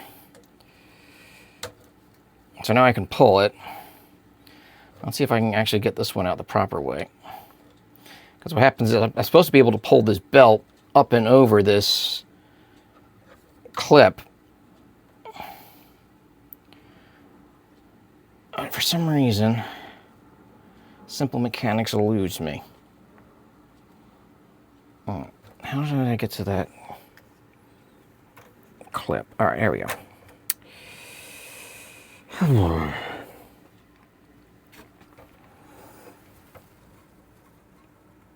All right, let's see if I can yank this out.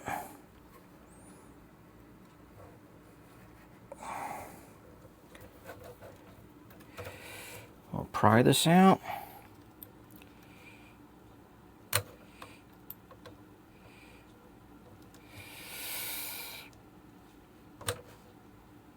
Or let's try tweezers.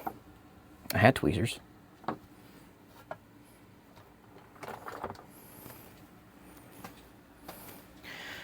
Yeah, I think maybe the part of the draw of that Dora the Explorer show was that maybe the producers really did need you to point out on the screen, "Where's my tweezers?" And man, that would be a feature I would pay for.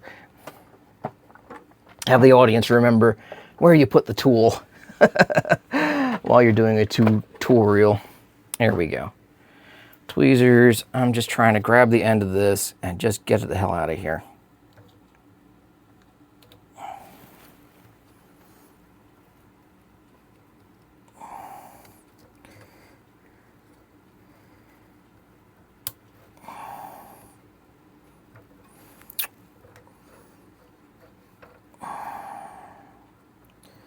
All right, let's see if I can just pry it up.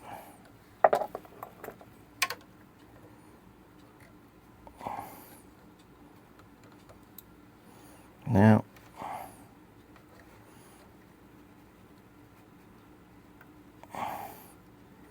ow! I can feel the rubber give way. The problem is giving away in a way that doesn't get it out, heck out of Dodge.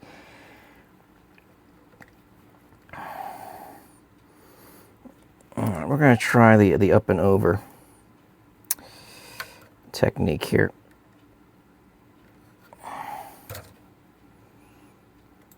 Keeping in mind that every time this thing goes flailing wildly, there's a potential I'm going to rip an IC off a circuit board or tear a cable or a finger.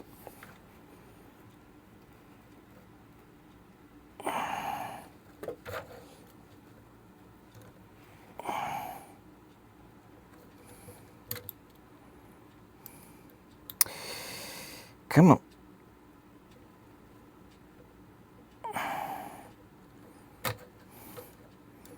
You make it so easy on the pictures.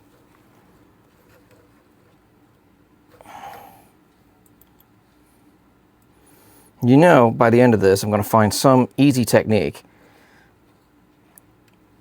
that I'd be totally embarrassed that I didn't know when I started.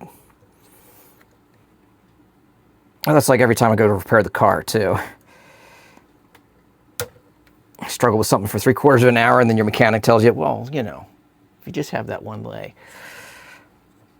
All right, this is not coming out, and I have completely destroyed the little helper that's supposed to help me pop the sucker out.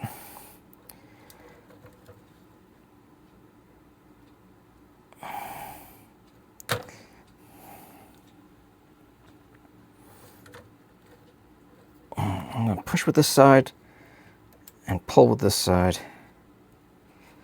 Come on. Still no joy.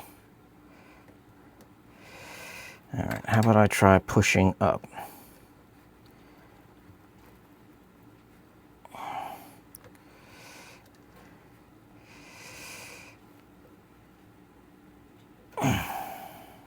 Now.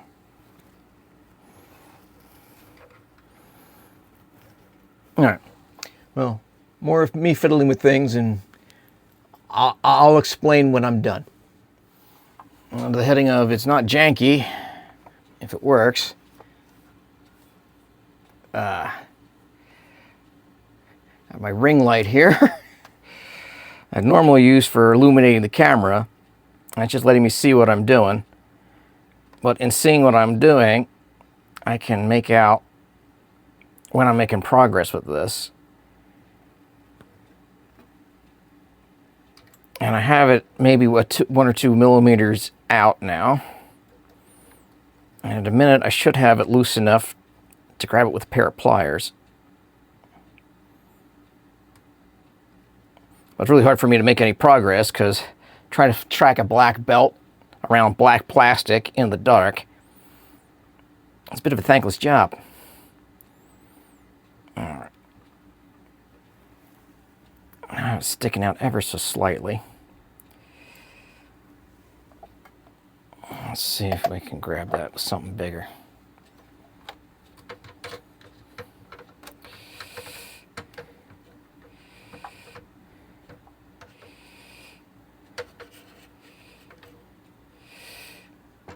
I can't even get a tool in there. All right.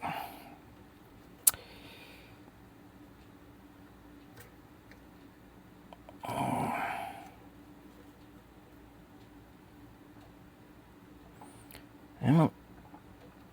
Come on.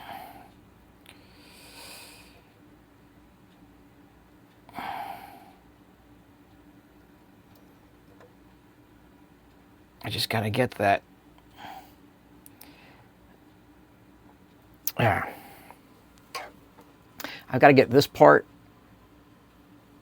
out past the clip, and then when I'm going to put the belt in, I just make sure that I have that part sticking out. That'll go around the sprocket, and away we go. But this is designed, surprise, surprise, so that it's really hard to pull the belt out the way that the tension is going to hit the machine in normal operation.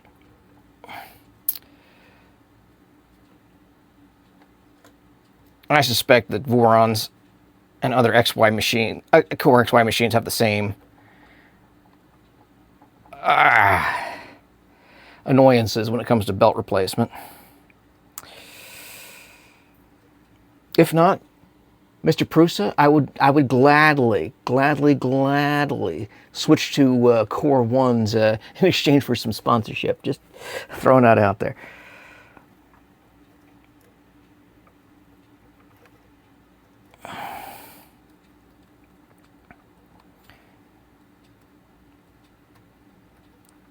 Arg. All right. Well, I now have a few more millimeters of this belt sticking out. Let me see if I can pull it with some tweezers from this side. Again, I apologize for the light from your guys' perspective, but a man's got to see what he's doing. No, not even close. All right, the struggle continues.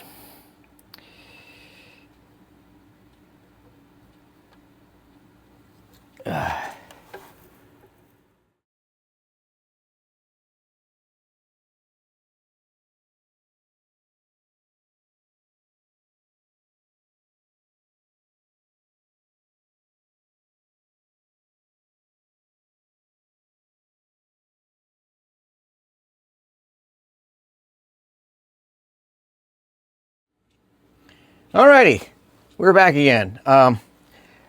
As you can see, we are some hours into the future, and I had to run to the hardware store because I'm just out of ideas on how to pull this thing out. I did research, well, can I take the rest of the head apart? And the answer is no. This whole plastic housing is all part of the carbon rod system that comes sealed from the factory. Pretty much, if I can't get this apart, I got to go order a whole new, basically the middle carbon rod thing, and that doesn't seem like much of a time saver to me. So I have a few implements of destruction I've picked up at my local Home Depot. The cutest little adjustable wrench you've ever seen. Not that I think it's going to be useful for this project, but oh, come on. And then I have a set of picks and some needle nose pliers that I swear I own at least a dozen of, but dang if I can find it at any given time. Having 2 teenagers around the house is good for that. But first thought was to the picks, because there's this one in here that seems to have just the right angle to possibly be able to pry my way out of our problems. All right. So, we have our buddy here, and I am hoping that when I get this thing in there, just having that leverage will be able to help me pull this thing out. Oh yes, and of course, a set of mechanics gloves. I was tearing my fingertips all the way across, and I'm a software engineer. I pay my mortgage with these fingertips, so yeah, I'm an old man. I can baby myself. All right, now I can't see a thing because I got black on black plastic. And let me go set up my light.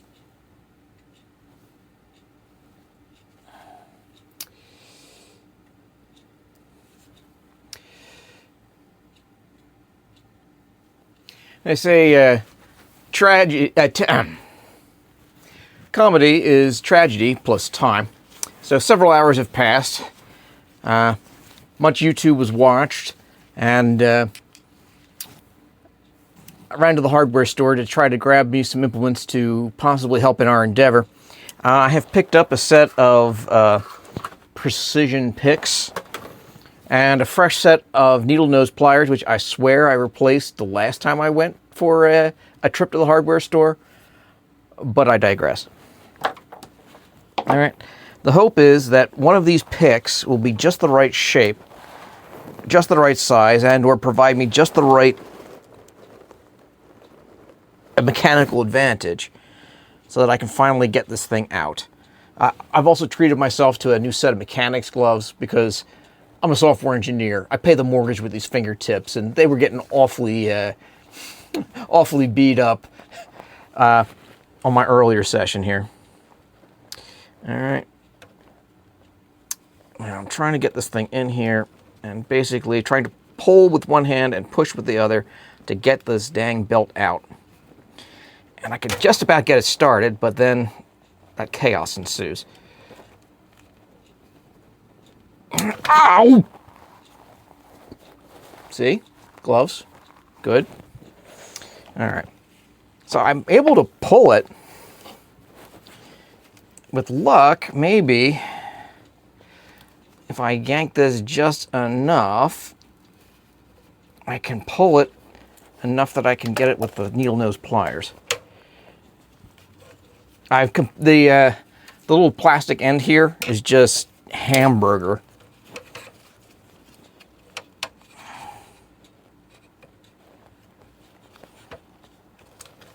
There's not much left. All right, I'm gonna try once again. Ow.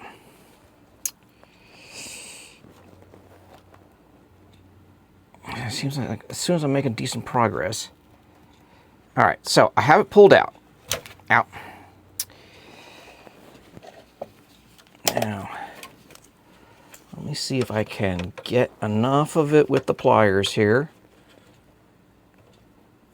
I can pull it the rest of the way.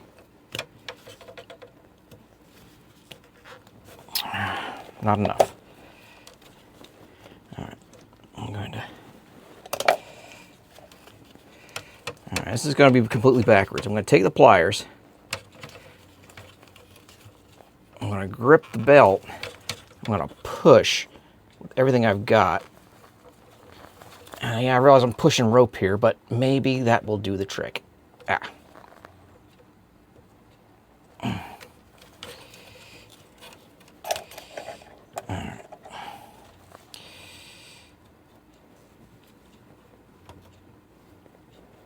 Okay. Pushing.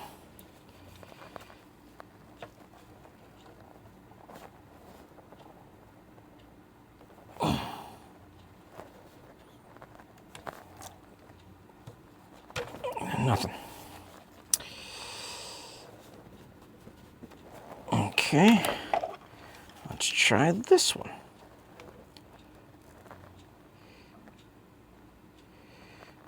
Oh, that's looking promising. Let go of that. Try and grip with this. Thank the Lord above that I am ambidextrous.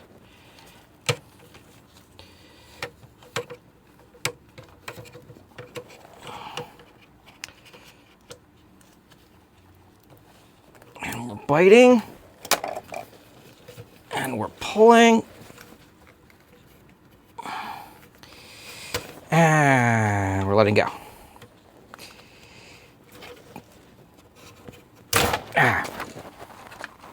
All right.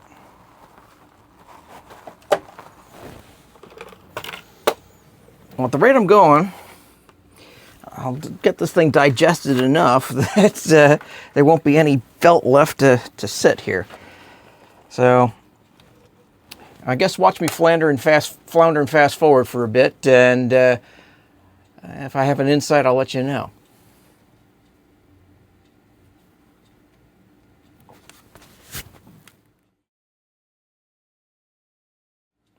Okay, well, mission accomplished, sort of. I managed to, with this one coming up from up top, I got in there and I was pulling, and I managed to fling the little plastic bit.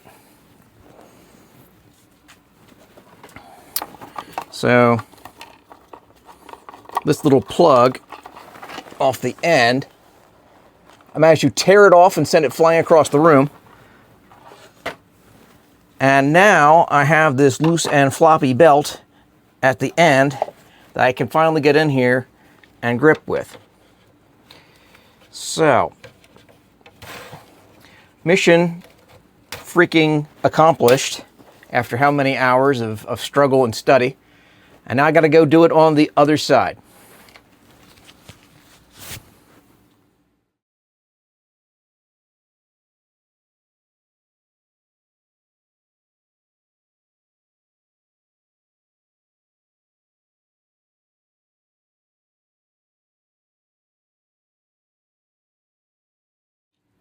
All right, so supreme victory. This is the tool you want. You get in, and if you can dig it into that little notch, you just bring it in, stab it, because you're going through the belt, which is fine. That's what gives you your grip. And then you get enough purchase that you can pull the dang thing out. And I have all 4 belts free. Well, 2 belts on both sides. All right, on to the next plan.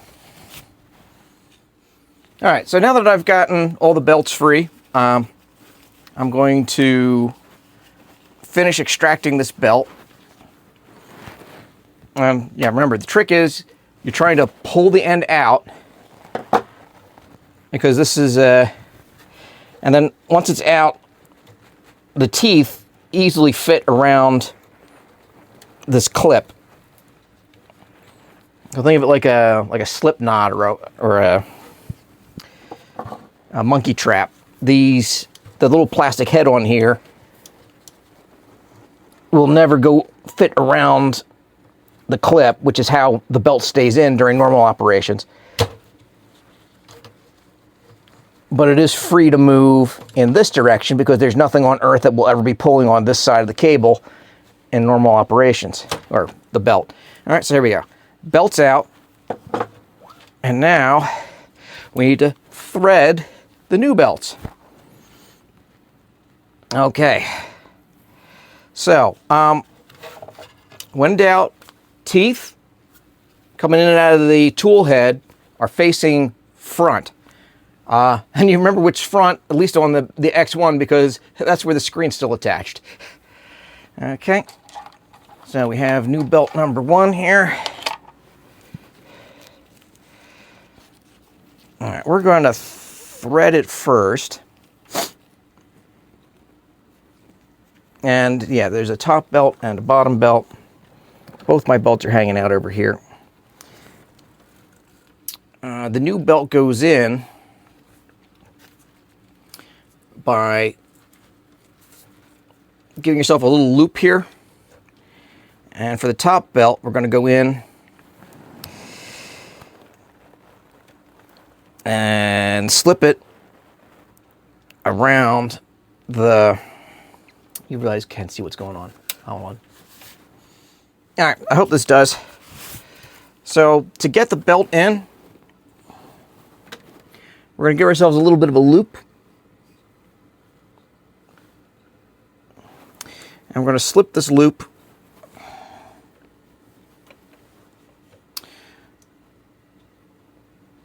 into the little holder that we just pulled everything out of. And we're going to push it up. And once it's in there, we can pull it back, and this little thing's going to catch where the old one was. So we're just going to finagle this guy in place.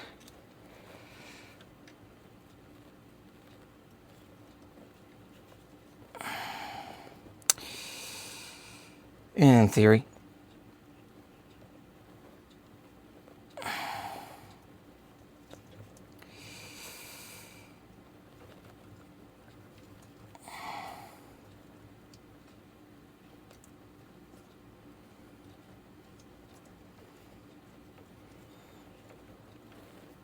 Okay.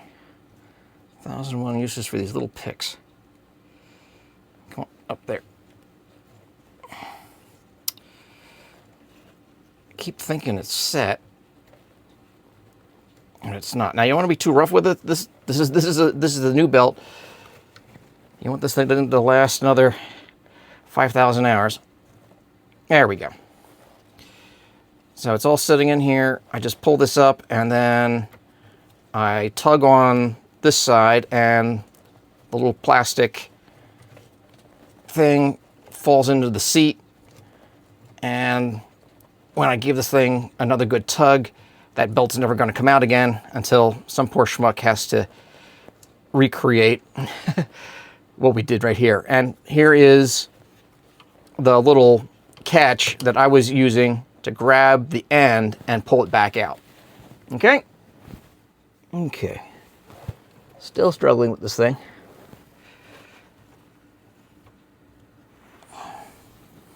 But I think I've got a pick for the occasion.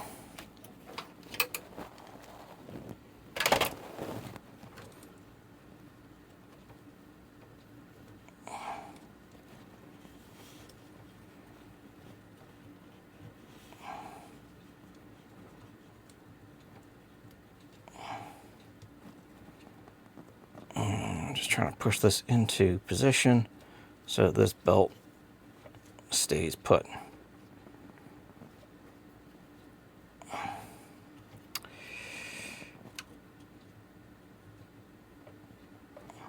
Ish.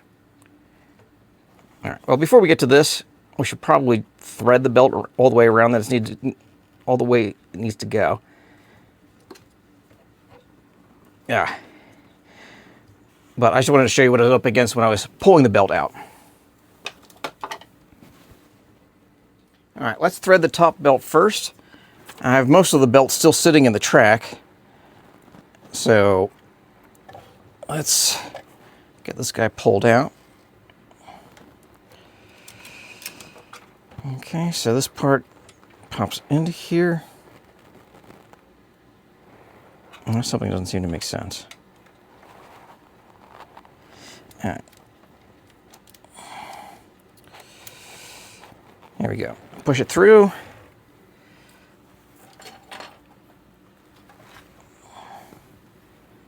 And then we thread it through the back here.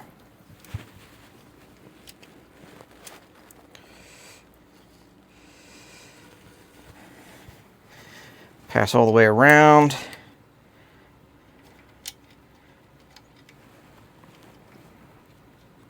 Now these are the tension. You guys can't see what I'm doing.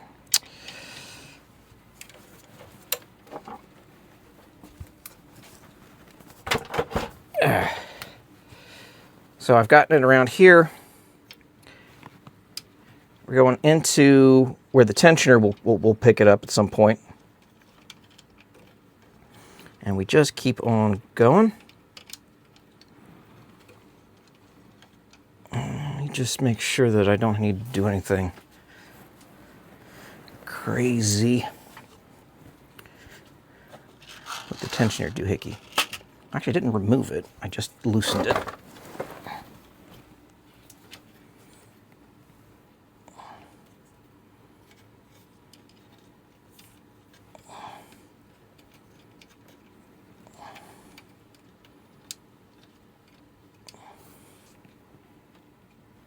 Okay, so I can see I left this one in. This one's still in, and we can see that it just passes through.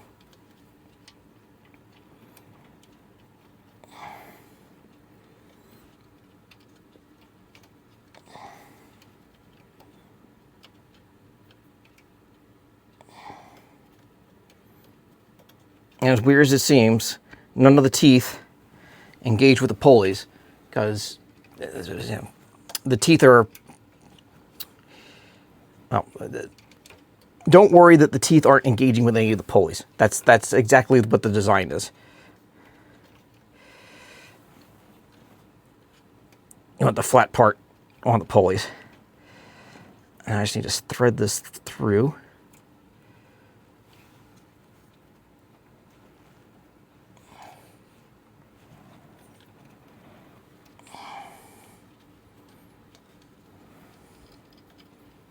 As busy as I can manage.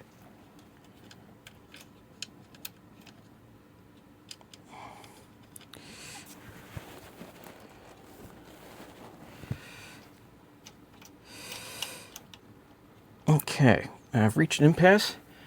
I'm gonna have to do some research on it. All right, I'm now at the point where I've got to put this back together again, and I'm just following the XY belt installation video on the Bambu Wiki. You'll know it by the Ken Burns style music here. So I'm going to do my best to replicate this for you, and catch you in a minute. All right, many hours have passed. I finally stumbled on a useful tutorial that, had I found it originally, I would never have been inspired to create this video to begin with. It is on the Bambu Wiki, and it is a beautiful point-by-point illustration of exactly how to assemble and disassemble the sides, how to put the belt in and out, and all that jazz.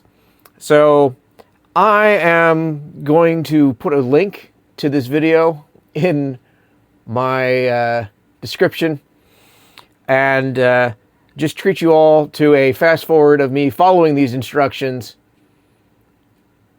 because this video has already gotten way too long. All right, well, I'll just keep recording, because, you know, maybe I'll say something funny, or maybe something I say is funny to you, even if it wasn't to me at the time.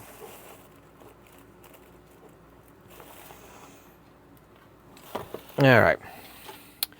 Now, apparently, when I pulled this off, I forgot to yank off the idlers, and that's going to be an issue later. So I'm going to unscrew these, and that was causing me the problem earlier.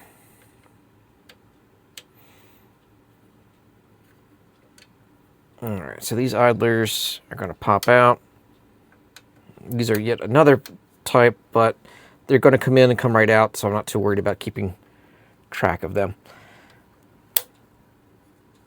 And yeah, lots of springy issue because this is spring-loaded. This is providing the tension that will compensate.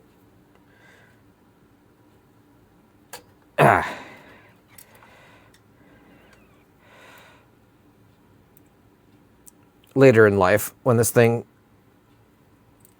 yeah, as the belt de-stretches. We apparently have to make this fit through here. I don't know, there's a part that I don't know if this printer actually has.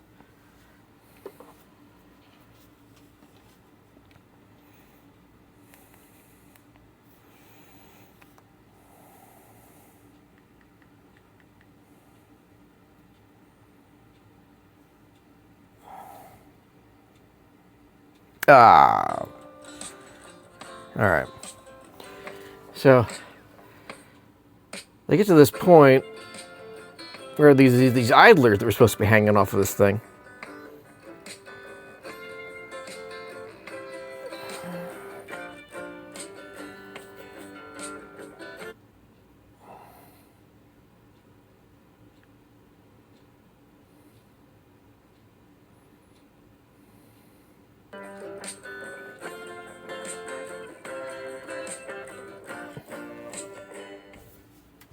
All right, so I am now working off of the Bambu Wiki and the beautiful video that they have of this entire process, professionally photographed in loving detail with steps that I haven't seen anywhere on the other YouTubes, nor have I been able to find this on YouTube. I've had to actually go onto the Bambu Wiki and link to it from there. So I will locate this video and I will provide a link on my own comments, on my own description, so that you guys can follow along. It's much more detailed than what I'm doing here. I guess this video would be useful if you run into any kind of problems that aren't covered on the wiki. So a few things that have become aware to me is that it may not be obvious as to why you'd want to pop these idlers out. And there's also, along the side here, these metal plates. But if you go to try to put the belt back on, you start to run into trouble. And that's what I'm running into here. I'm trying to remember what exactly inspired me to go back to the wiki, other than sheer desperation and being absolutely out of ideas. But, you know, we often joke about the manual being useless, but this is not the case. As I said at the beginning, these guys are real professionals. All right, so I'm just pulling the screws out of here. If you're doing this ex post facto, just be amazed when a spring pops out and this thing goes flying across the room. Now, if you did it in the right way, the thing would still be surrounded by the belt and wouldn't have a chance to jump. But hey, why do things the easy way? All right, so I'm going to let this go. Okay, and then when you go to put it back on, diagonal parts in, and watch that spring. But we're not going to need to worry about that right now because it's just going to get in the way of our putting the belt back on. All right, now my machine is backwards to the camera. So this is the back of my machine, this is the front of my machine. So what we're going to do is we're going to be following the directions, but I'm kind of mirror imaging to what they're doing on there. And they recommend that we start with the bottom, and we're going to thread that counterclockwise. But before I do that, I've run into issues because I couldn't figure out how to get this thing going, and the answer was, well, dummy, you got to remove the side plate. So let me figure out which Allen key I need for that. Is it the big one or the little one? The little one. And where did I put the little one? There it is. Your magnetic build plate makes a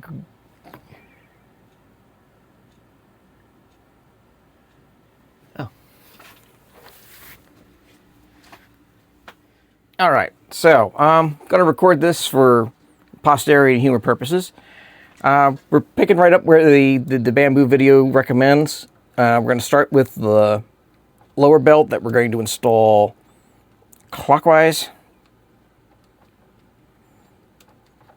So I haven't attached the end because you're more interested in getting the other end over first. So we feed that in. That goes up front here.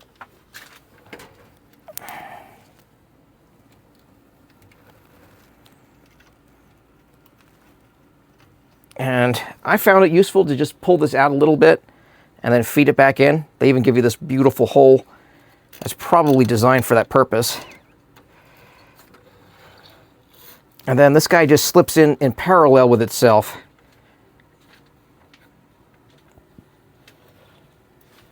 On this part. Yeah, if you want like super details, the Bambu video is much easier. All right, now I did not take the idler out on my first pass here, and I had such a hard time trying to figure out how to put it in. So we got our little wheel here, comes out the side, goes right back in the side. Then we shove it out here, and then this is the bit of mechanics that this docks into.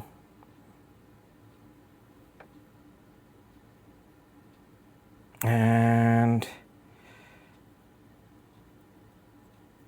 in the video, this thing was just practically hanging off.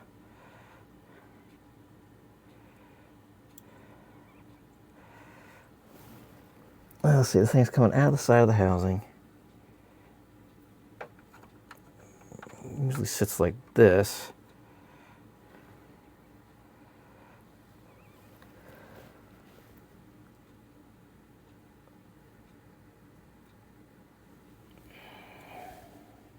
All right, so rewatching the video one more time. This apparently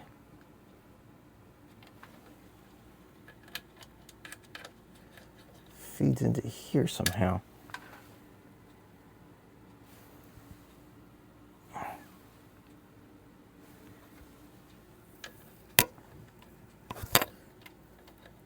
So this is the point where, the teeth actually grab the motor, and we go around the motor, and we come back out.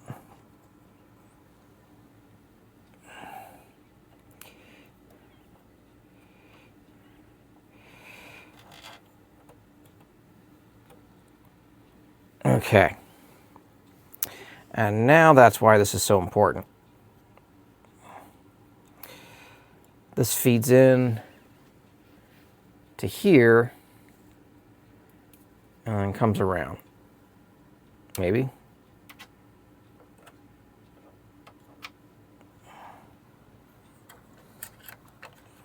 Wait, which way?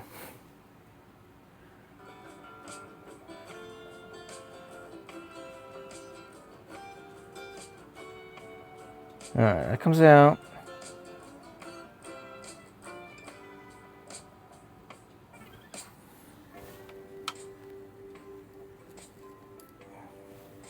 So it should pop out like, oh, you guys are too fast.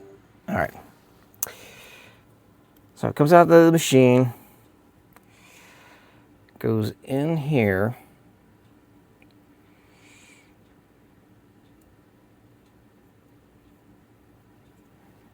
And let's see if that works. No.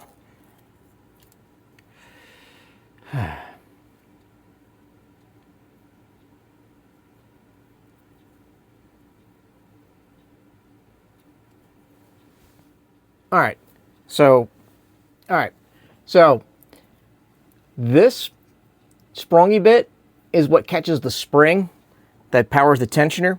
So we are just trying to translate this thing that's sticking out, make it go 90 degrees. So we stick it in the back here, and we want the flat of it to come across like this. There we go. Victory. Okay, and now it just continues on its merry way, diagonally across here. Well, not diagonally, but straight.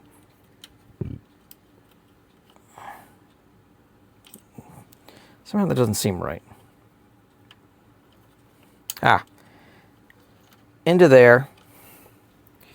And now we're getting to the point where we got enough friction on this that we gotta tension as we go. Oh, well, plus having that whole stepper motor in the middle. Yeah. Yeah, so what you may want to do at this point is kind of reel it in, because you're going to be working against the stepper motor. And I seem to have bound into something over here. There we go.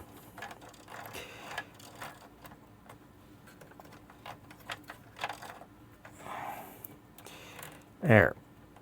So I'm just trying to pay out enough that I can reach the other side. So we're coming out the back, going straight across into this channel, across this idler. I think it's an idler. And then down through the bottom into yet another direction change. And that brings us out to the tool head. And with luck, our two ends, just about meet up. So, yay, we got the bottom belt threaded. So let's do the top belt, and then we will go forth and attach them. So I have my handy dandy replacement belt here. Now this belt works in the opposite direction.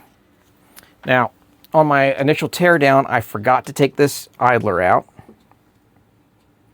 or whatever it's called. Yeah. So I'm going to pop it out because it's going to be needed.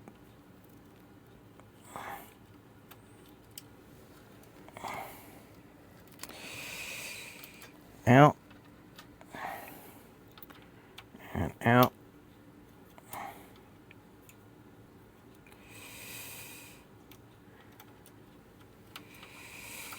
So it didn't make any sense during the teardown to pop this out because, oh, it just unthreaded. But when you're putting the thing back together again. Okay, and here you can see that whole mechanism in its glory. This all works to just provide enough tension to keep basically the belt in constant tension. So we're going to need this part when we bring the belt around. So the upper belt we thread counterclockwise around the machine. Here we go. We've got a top idler here. And we go in.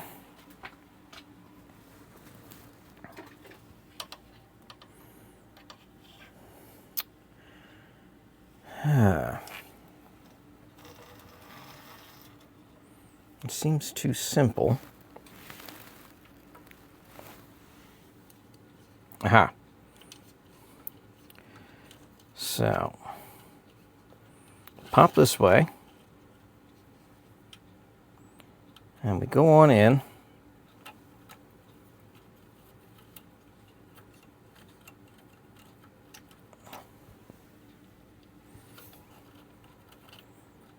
And once again, let's get the twist out of the belt. We rub up against, this is where the motor is, so we want the teeth to engage with the motor.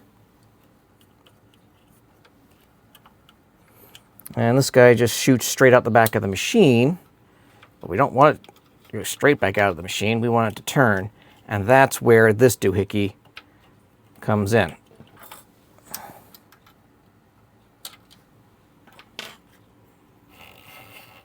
Okay. So, like the other one, we want it to pop into. So, remember the sprung goes into the spring. This comes out, and we are just trying to turn our direction 90. Aha. And now let's pull enough of the belt through that we can reach the other side.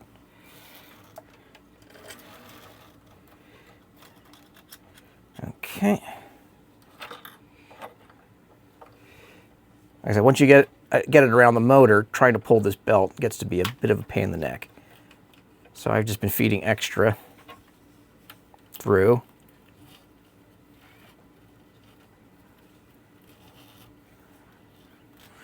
And also making sure I don't put any twists in it.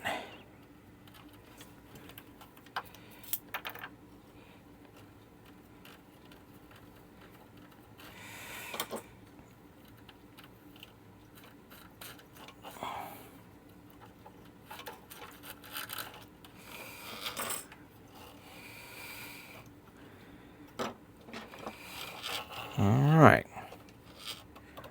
There we go.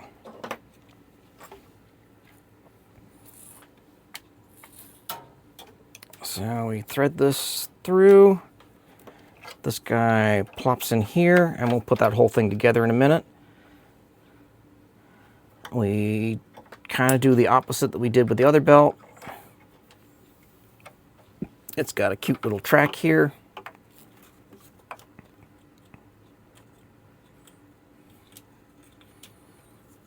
In that track, there's a 90-degree bend turn, this pulley, idler, whatever it's called.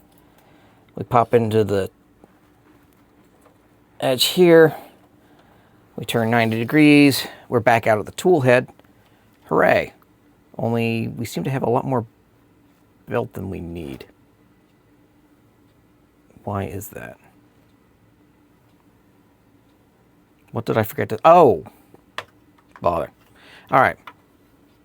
So this is supposed to go all the way forward, come back around, and then do its thing. Anything worth doing is worth doing 5 or 6 times.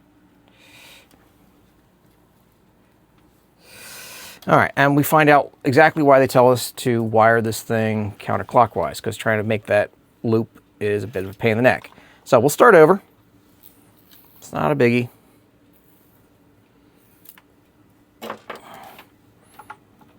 Okay. If you want to learn how to do it right, read the directions. If you want to learn how to recover from doing it wrong, follow Evil Twin Skippy.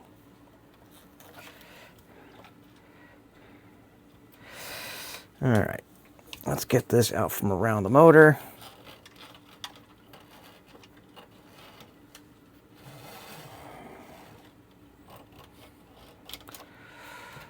Okay. And this from out from around there. Again, be real gentle with this because this belt is going to have to last you a few thousand hours. Or you'll be right back where you started from. Okay, so here we go. Belt goes in and should pop out the front here.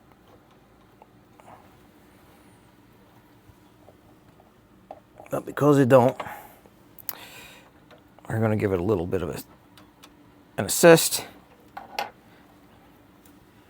Remember, the teeth forward, but you're looking at the back of my machine. All right, and pop into this jobber and back around.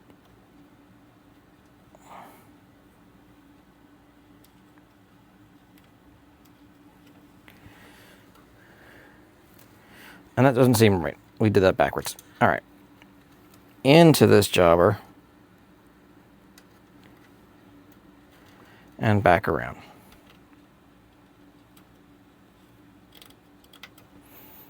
So that the belt basically passes itself as it's going through here like it did on the other side. Okay.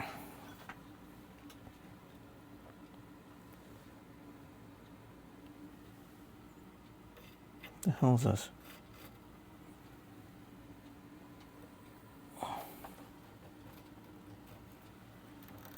Okay, it's the back of the belt. All right.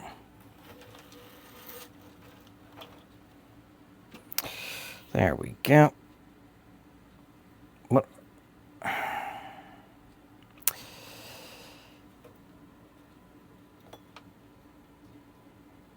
Okay. Make sure we don't introduce any twists as we make our way around. Pop in this jobber, spin around, thread into the motor.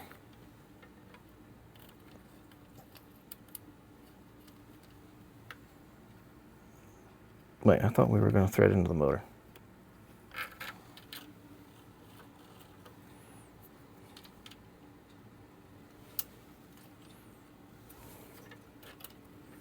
There we go.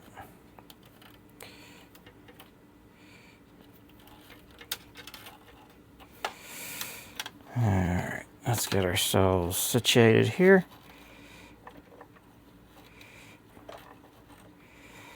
There we go.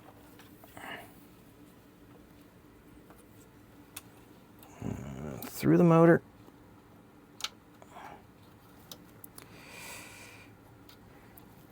We got our pulley here that's going to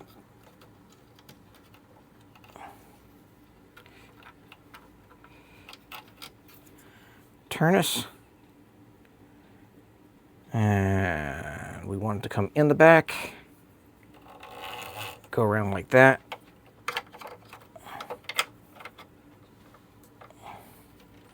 And let's get the rest of the slack.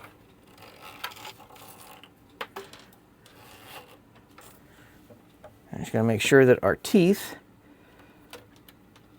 are on the motor, because that's going to kind of make our whole operation pointless, or at least toothless, if we don't get it around. And then in like this. Oh, no, not like that. We're going to go into this track.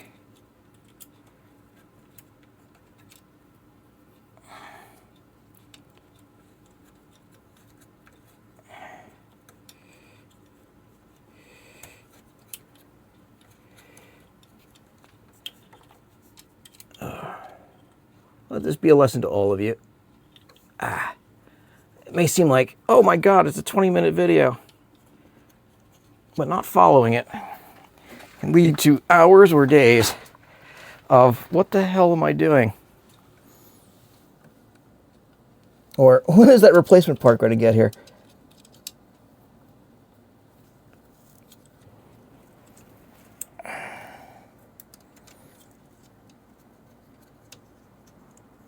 Oh, come on. There we go. And we're going to pop down like this.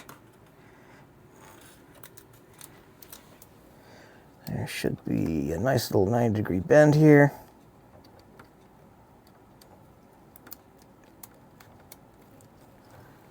And we are back to the tool head. All right. Now, we just give this a little bendy boo.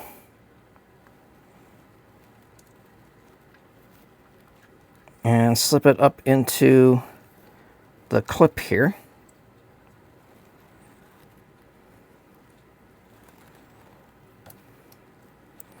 Once it's there, just use something to just finagle it into its final position here.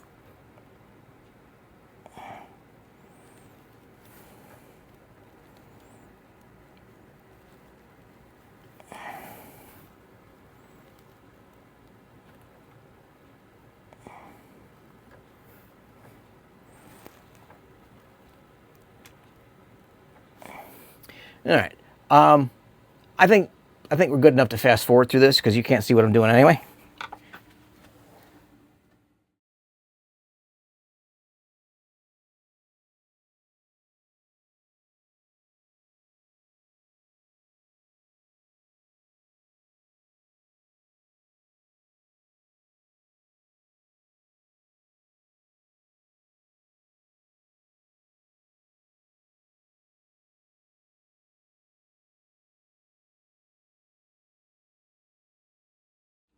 So the system I ultimately found was that you just kind of pick one side here and you just get it up into it, you push it, and what's going on is the belt is going around the clip.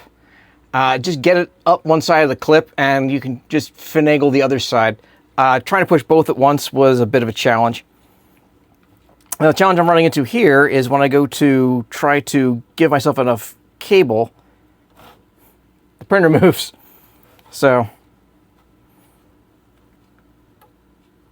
yeah. Let's get going with this. As it is, I think I've got enough cable, enough belt.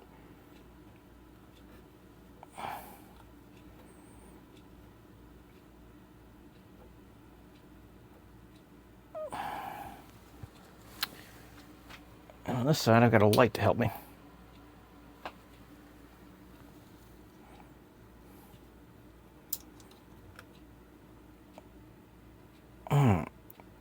I'm not 100% on whether this plastic clippy that they give you on the end is supposed to come flush,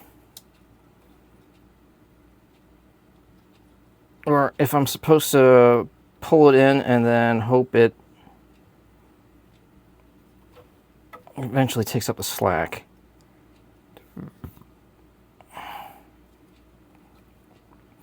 I'm working on the principle that it's probably going to hang out and then eventually come out in the wash.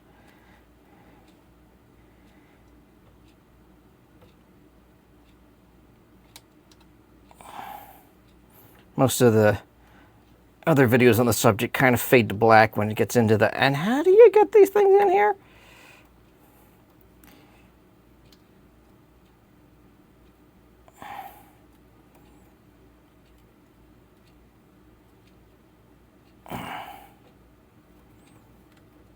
All right, so there is enough belt that you should be able to loop this in. I am just super clumsy.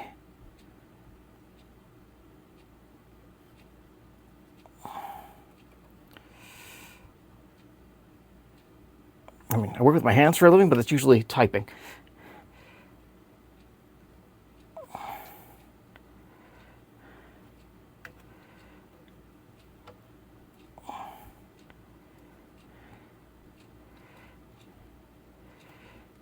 All right. And let us employ the great convincer.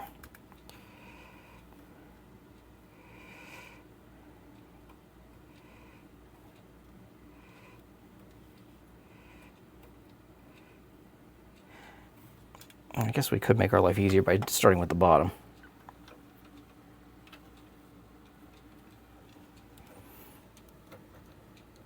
At this point, I've slapped everything around so much that the... Ooh.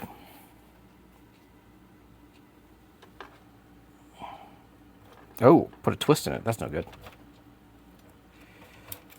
All right. All right, so we took up a slack.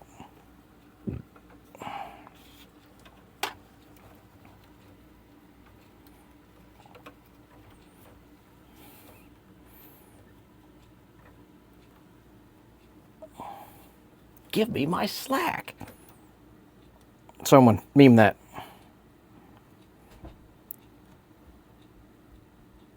Okay.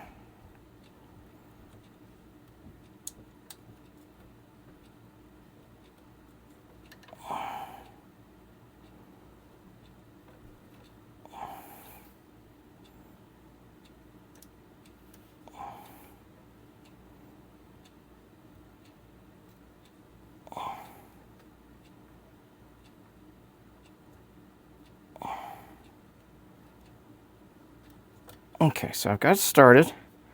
I got a couple of teeth engaged there.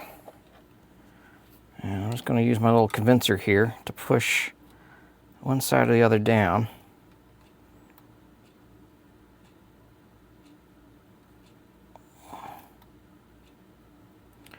Around the clip so they get a chance to stay.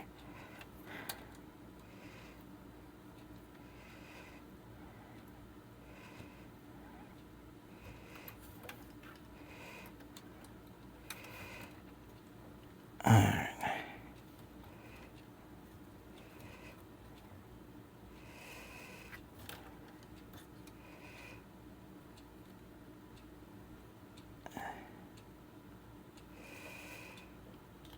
Alright, so yeah, just push and squish, push and squish, push and squish till you're past where the screw goes in.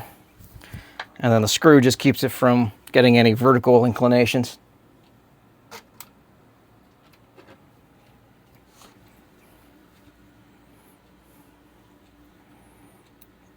We'll screw that in.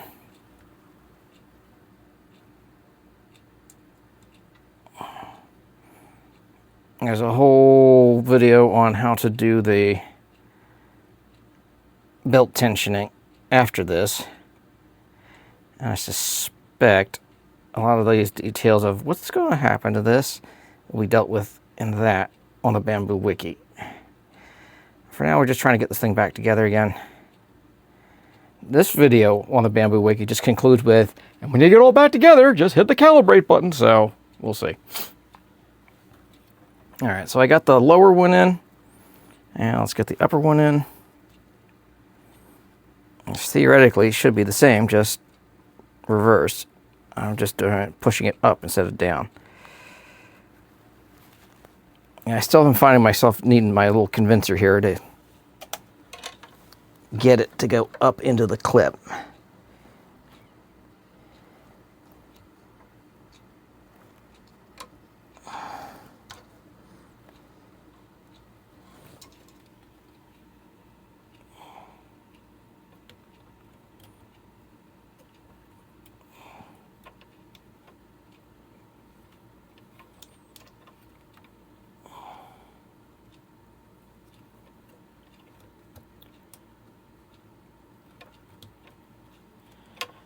And once again, my butterfingers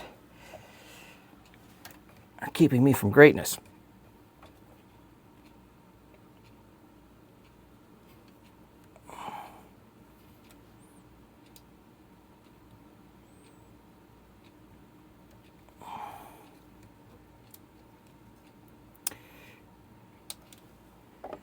All right, let's try something soft here.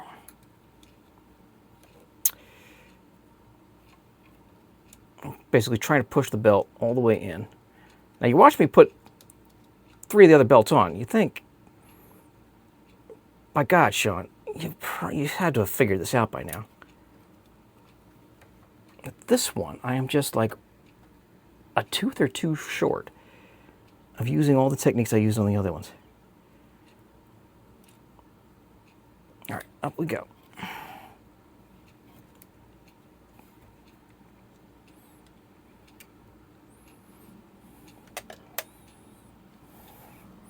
Tooth or two short of a belt. Boy, that doesn't describe me in a nutshell.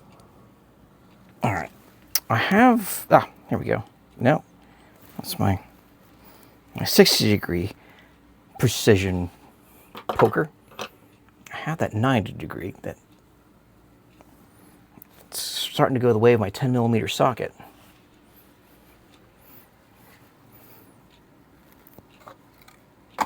Where to go?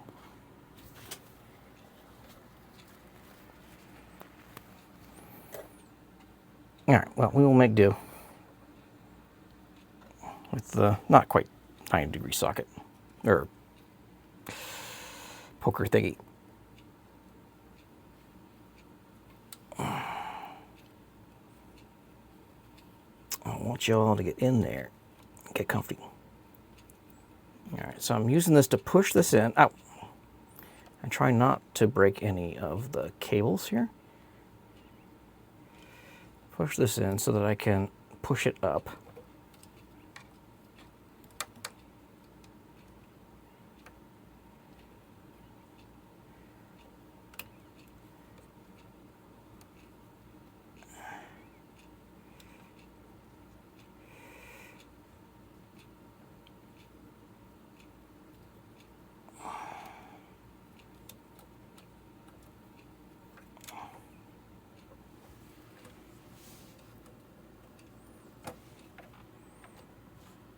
Oh. So apparently if you do give it a little bit of a push, these things do just settle in.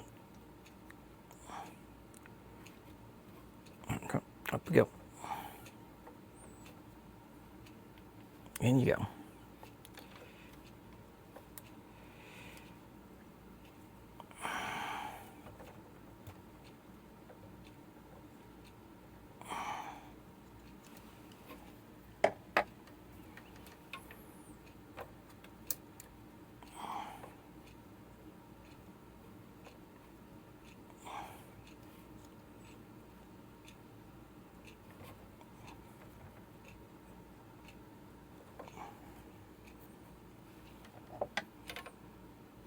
And we're pushing, and we're pushing, and it looks like we've got started.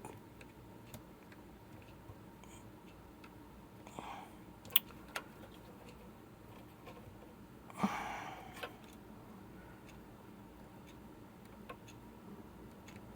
on, just get me past the screw hole. That's what she said. I know, you were all thinking it. Well, you don't count, you're a prude. Anyway.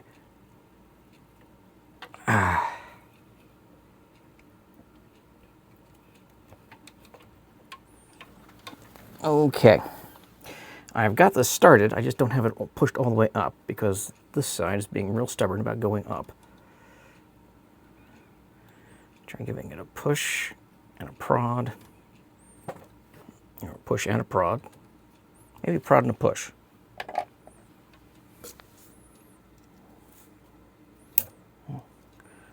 Maybe some convincing from Pradva.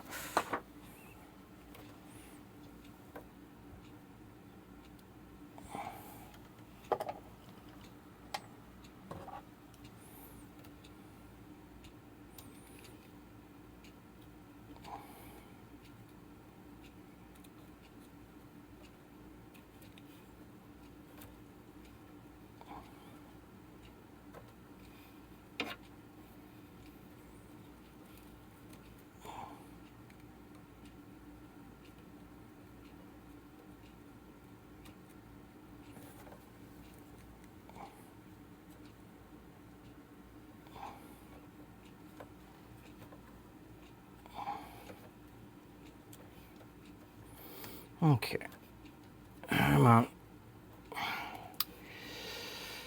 I'll just time lapse this.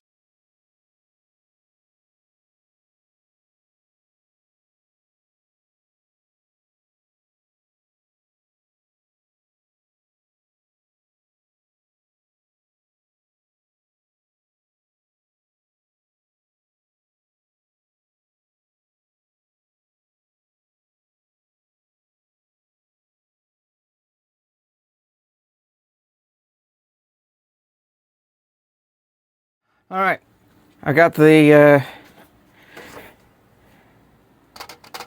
belt into the slot. Got it up over the screw.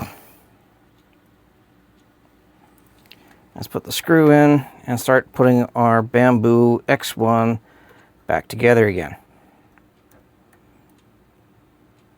Okay.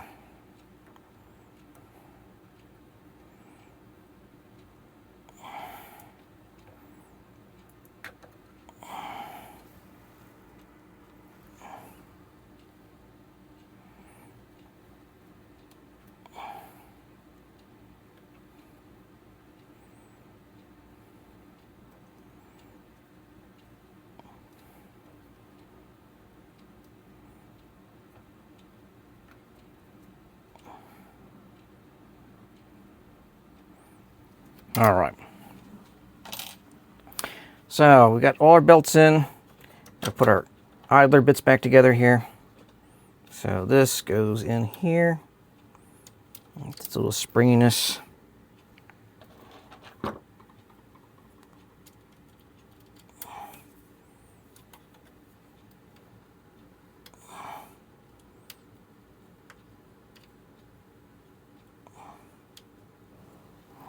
Fire one.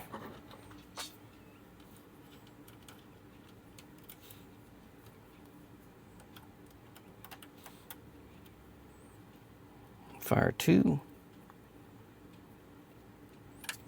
If I go too far, I should make sure I can actually push things around, and yeah. All right. And this springy bit needs to go back together again.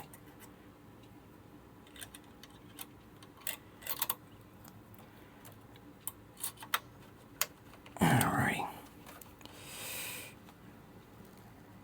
Hold on tight.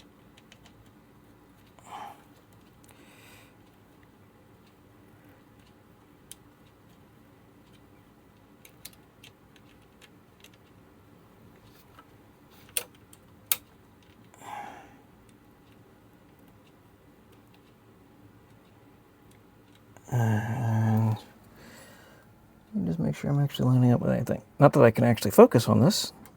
All right, there's the hole.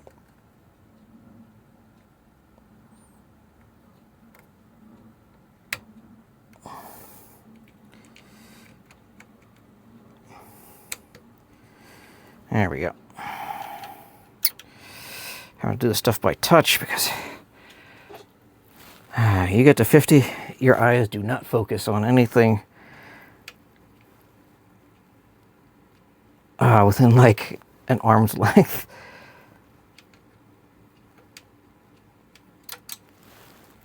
All right. Got this one in.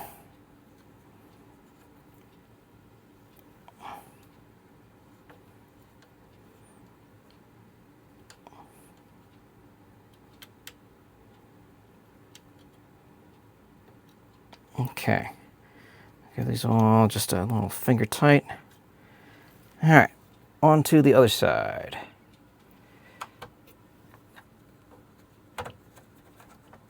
This. It's all right. This is a trained professional clock. Do not attempt this at home.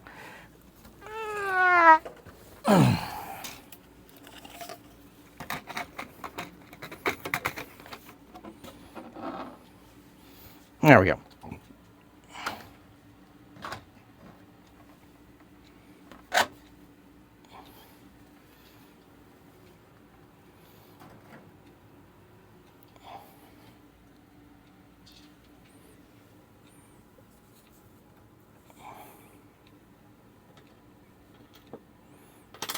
Okay, this guy's under a heck of a lot more tension.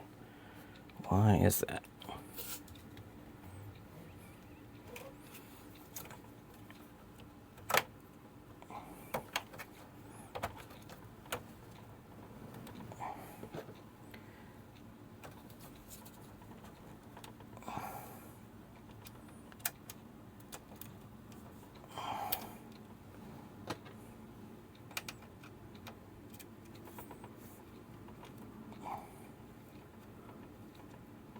We'll get this started. We'll see how it's going.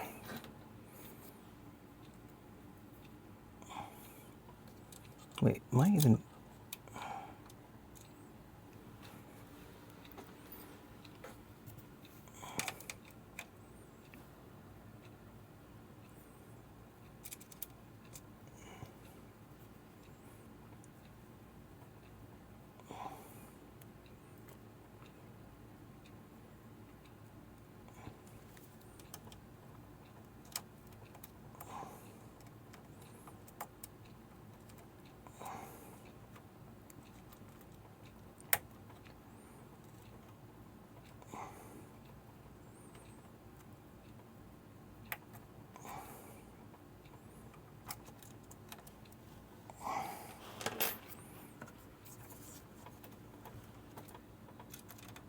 Okay.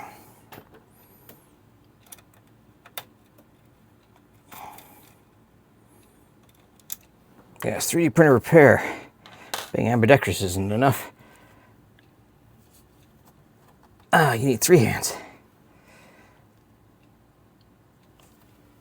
That's still an awful lot of tension. What the hell's going on with this bottom belt?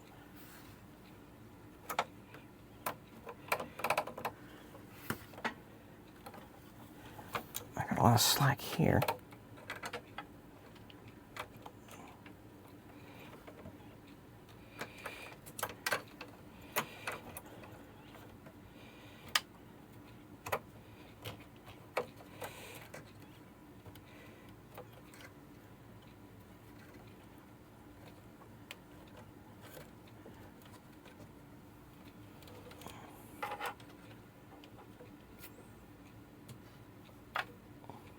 Okay, less slack.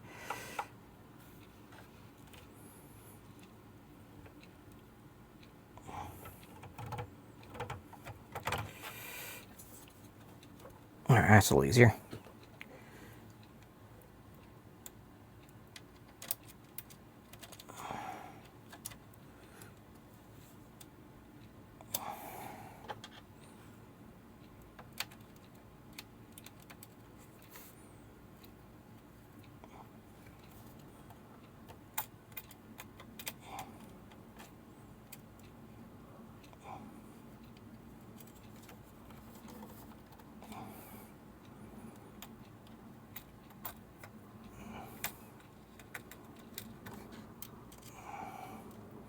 On the gripping hand,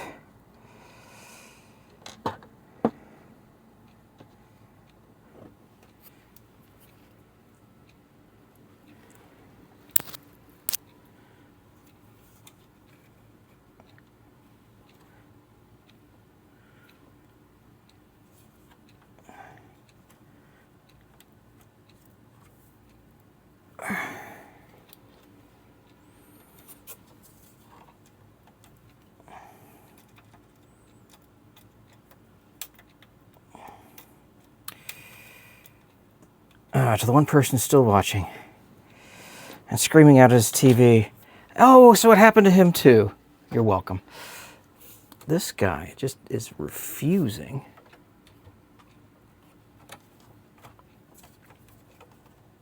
to pop over so I can screw it in.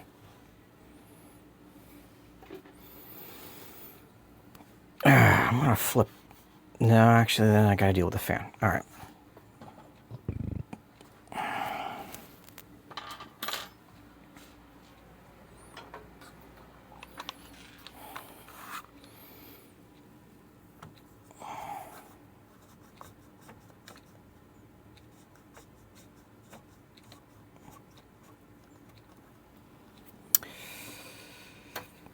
If brute force isn't working, you haven't applied enough.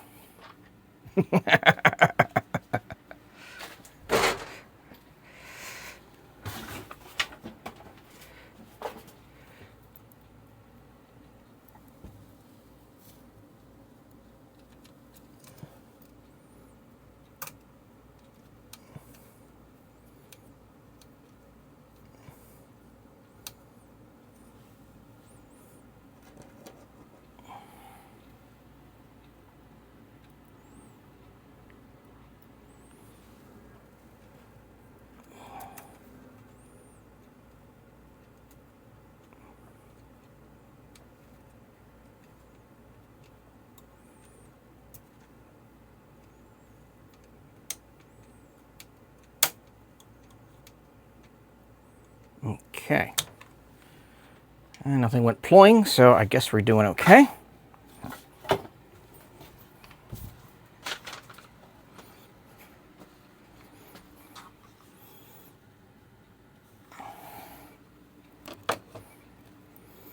Okay. Spring.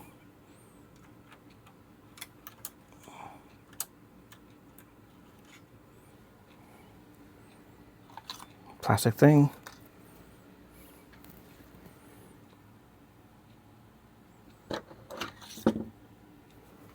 Oh, plastic thing. Oh, plastic thing. I'll put you down on my workbench. Oh, plastic thing, oh, plastic thing. All right.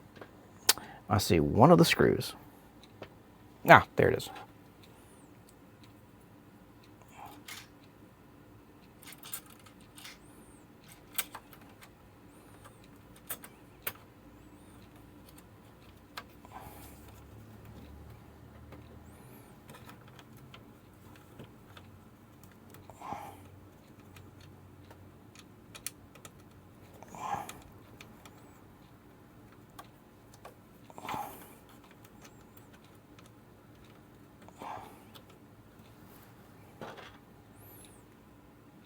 Alrighty.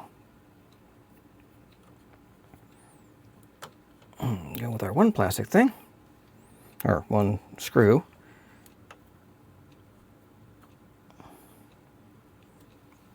Now I have another one of those, allegedly.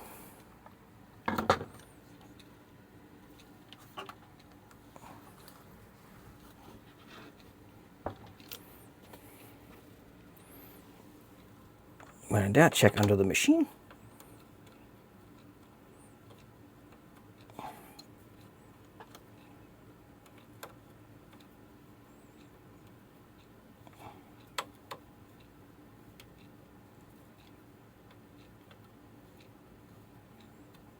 Okay, and there we go.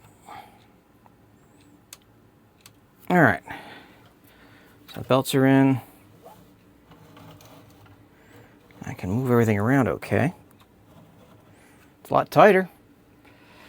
All right, and this guy slips back out the back of the printer.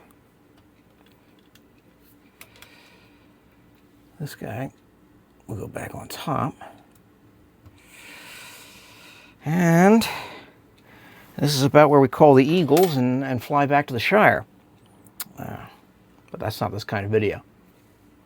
All right, because I am basically putting this back together again in the opposite direction that I took it apart, I'm going to just record this in fast forward.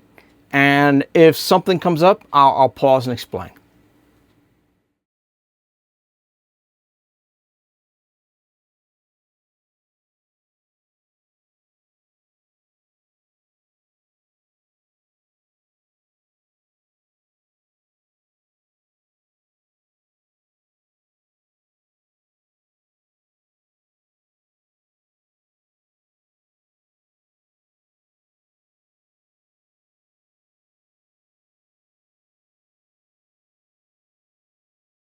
So, tool head reassembly. One tip, put the middle piece in first, then the back. Grr. All right, let's change camera angles, and now we're going to put the right side on.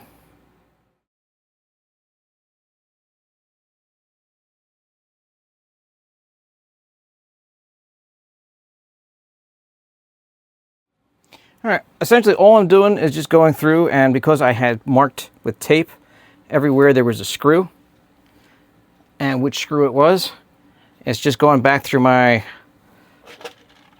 box of screws and reapplying.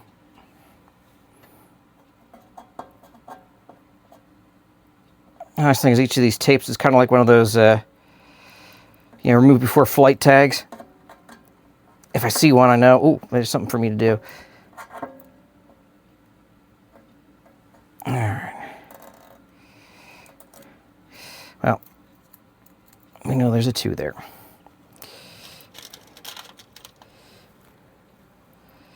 I also know that this tape is no match for a machine screw. All right.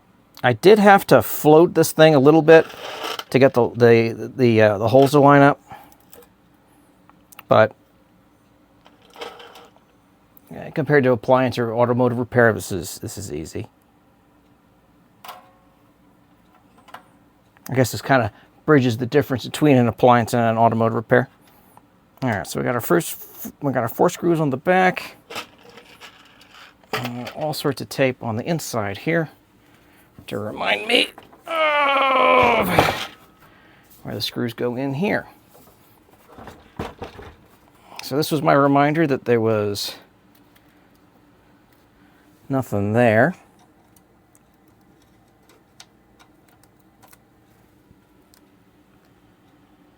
Dust the X. And this is reminding me that behind this springy thingy is a number 2.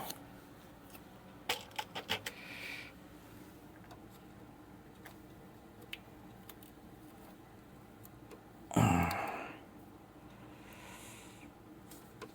think part of the reason I've come up with most of these tricks is because I am a bit of a dumbass who can't remember things.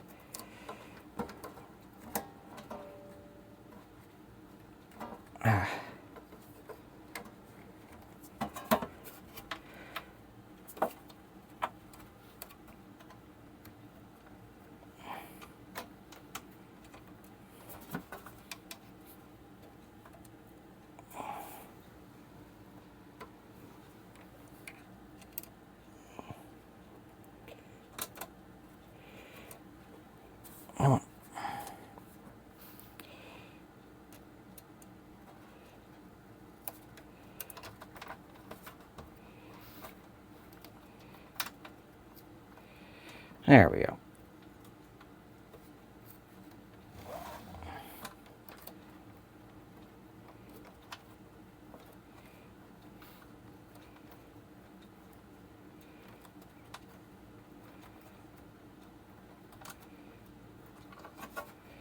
Okie dokie. And then there were screws along the front and screws right here. 1, 2. Don't know why I didn't tape those.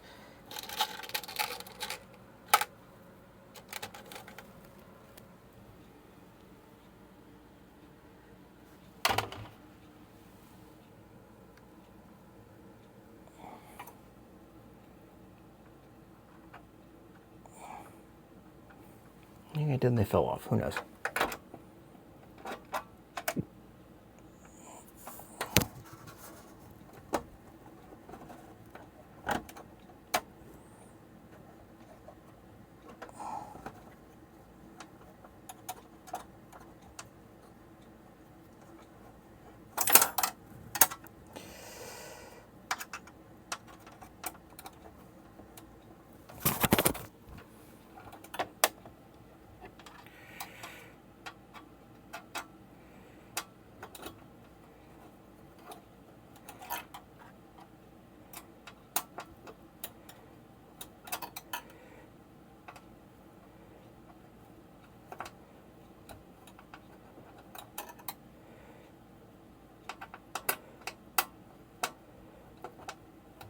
There we go, got that one.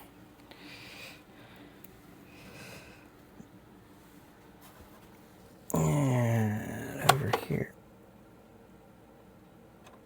Yeah, got that one.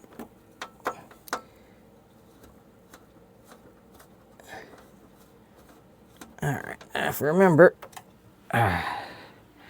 in the front of this panel, we had 2 screws that go into underneath that rubber seal.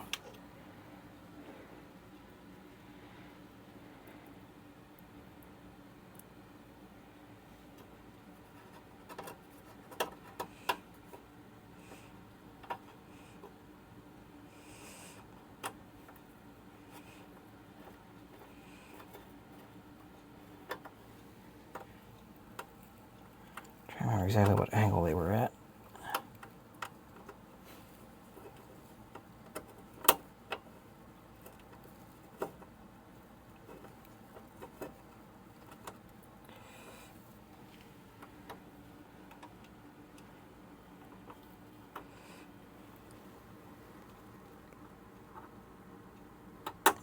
There we go.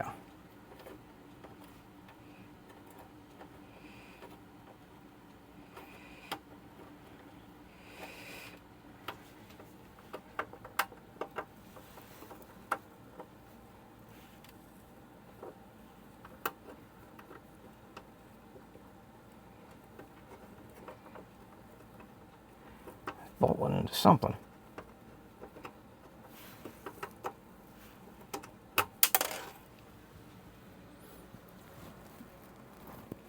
Okay. Well, put that on the list of things to find.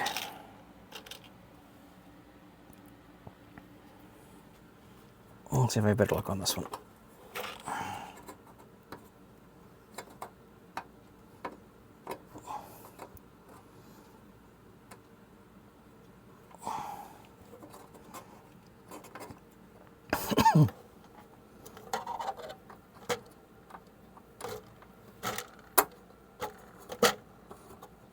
And lo, that was better luck.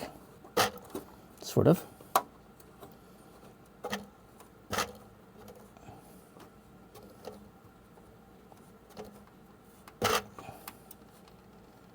There we go.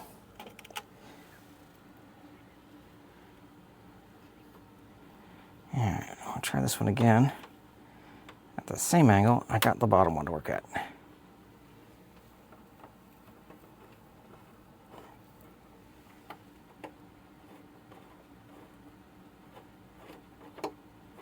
For small values of work.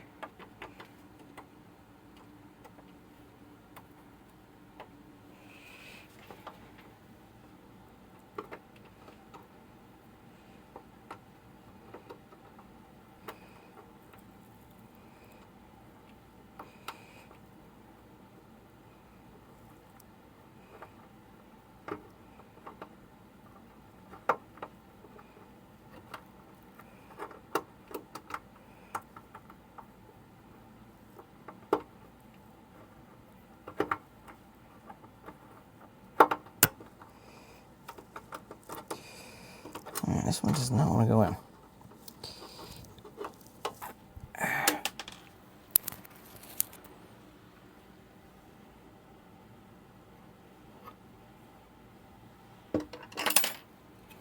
I'm going to try going with a pair of tweezers here. To get it situated in the back. That's two. Oh, both right there.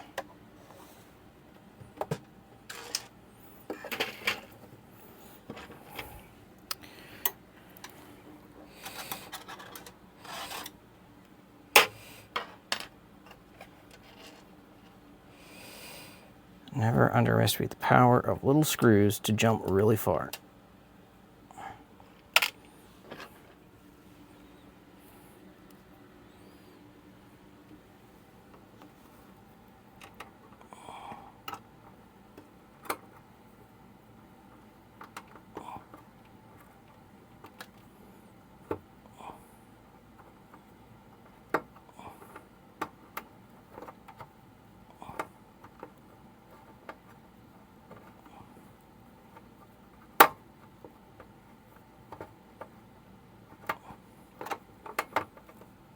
This guy's just refusing to start.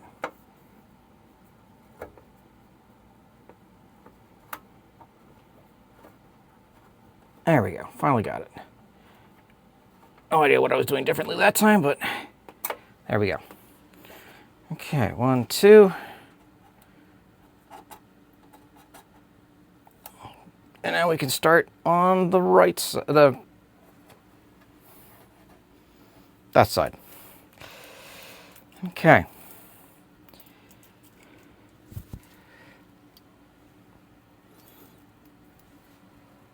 All right, so we're going to start with the screws in the back because they're kind of easy. Again, like the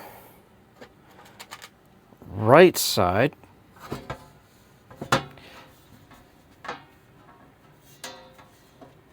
You're going to kind of have to hold it in place to get the first screw in.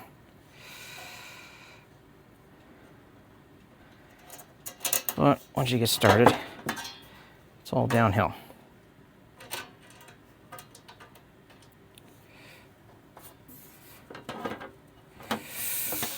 Now, this is the side that's got all sorts of crazy, those that know, screws to put back in. We'll start with the back and the basics.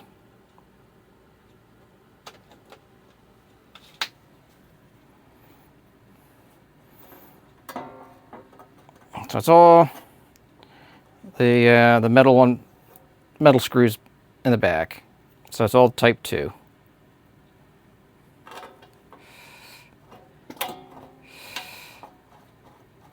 So no surprises there.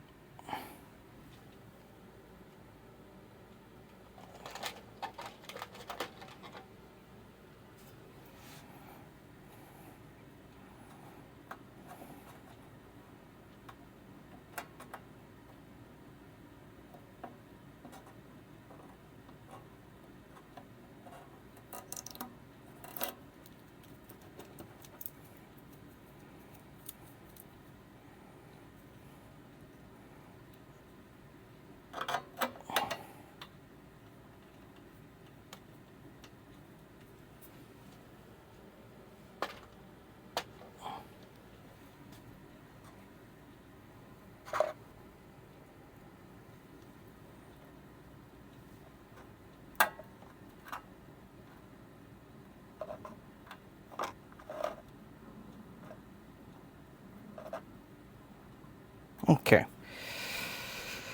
Now, the pains in the necks.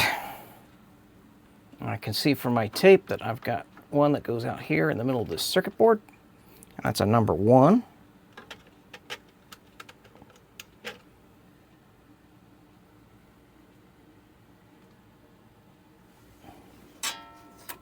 No, that's a number 2. Step 1, know how to read your own handwriting. Okay.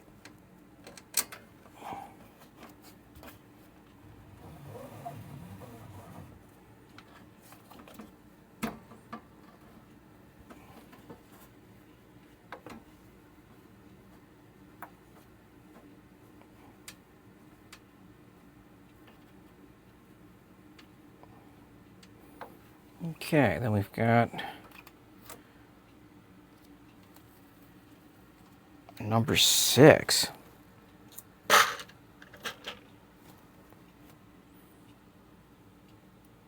So we've got 2 number 6s that go here on the edge of the circuit board.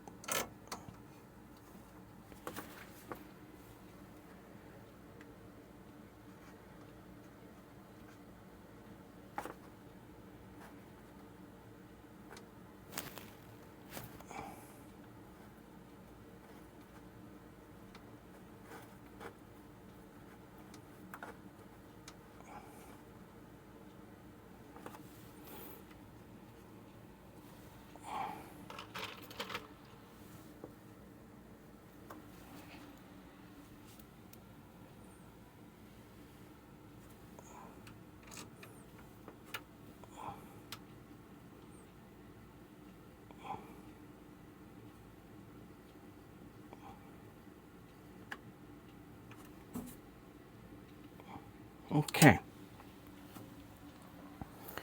Now we put the blower back on. And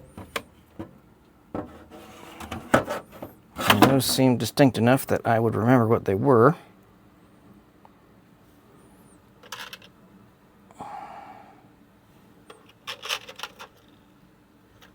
It's going to be these 3 long screws here.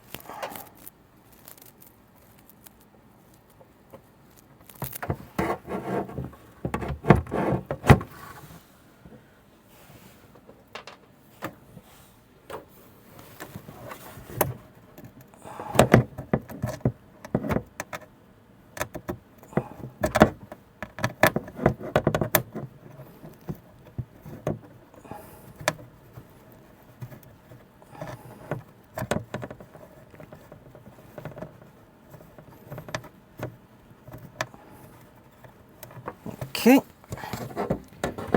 And then down here, we have 2 more screws.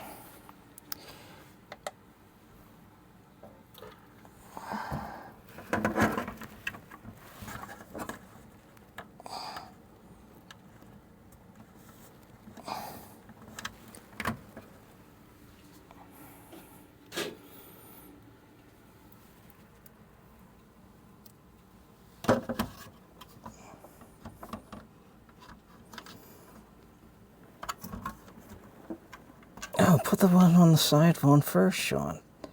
That's so smart, Sean. That'll make lining up the other one so much easier, Sean.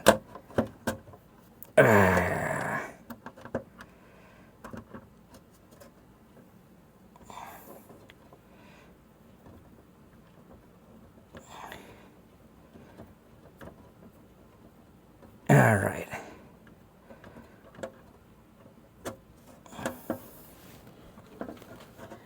We're nowhere near where we need to be. Well, let's loosen this one up.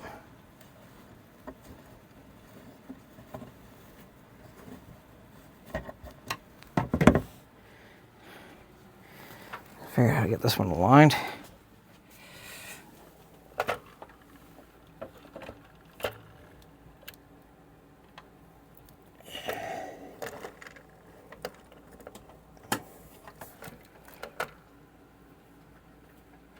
Oh, you're down here. Yes, sir. Oh, I sent you a message like an hour ago, but... Uh-huh. What was the message? Oh, I was just, you know, having you set up the cots, but you didn't see that. Oh, okay. And we were on our way home. Okay.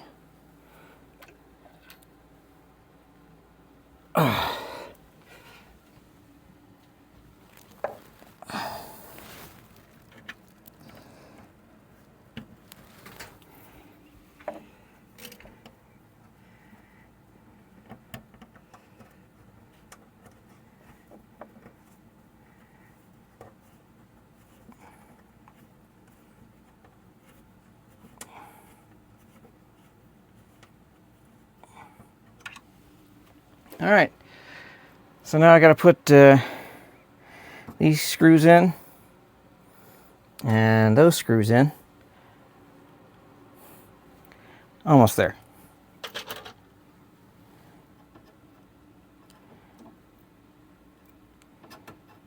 Okay. Tape for number 2.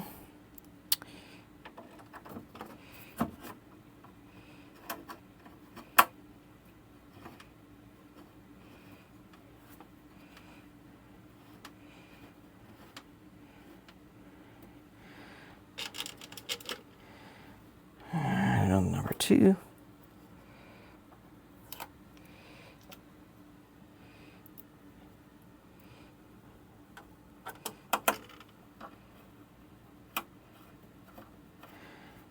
And then on the inside, we have 2 more number 2 slots.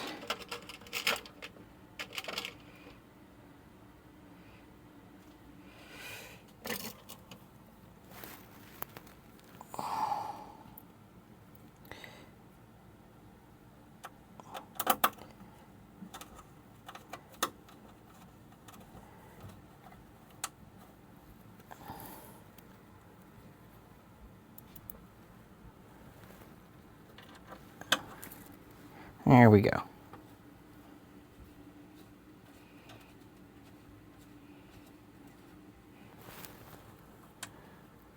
All right. I take a quick break and then we'll do the backside. All right, coming down the home stretch. I'll put the plastic thing back on our electronics. Put the glass door back on here.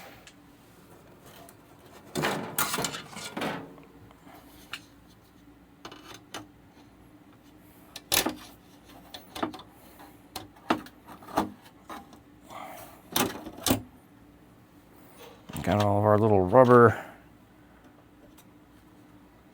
plugs and our special lugs.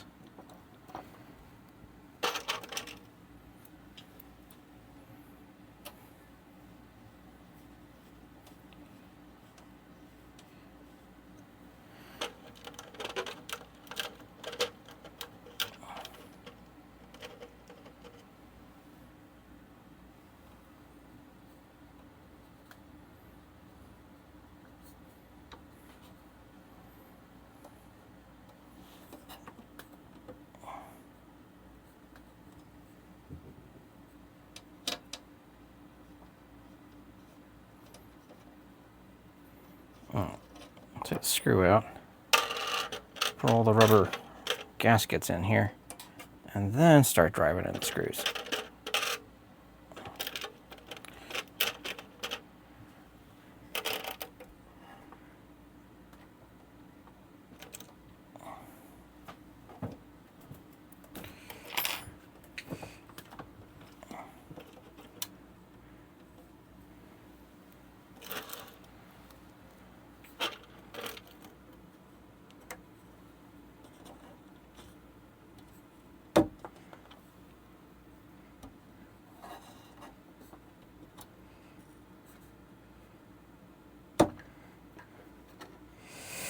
That almost works.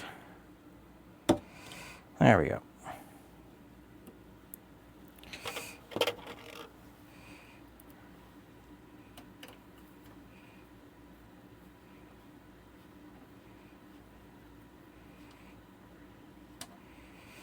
That one.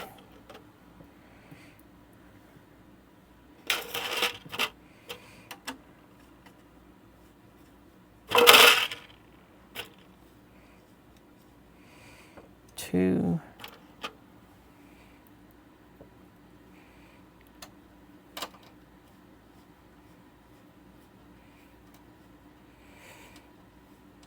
Three and four.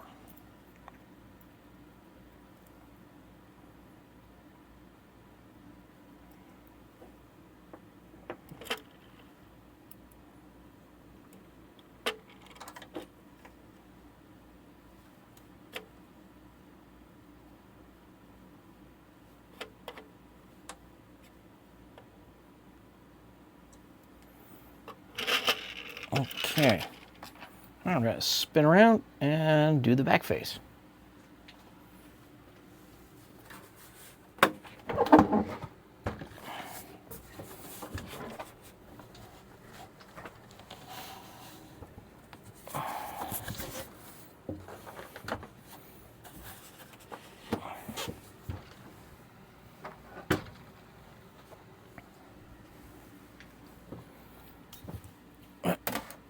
Give this thing a quick clean.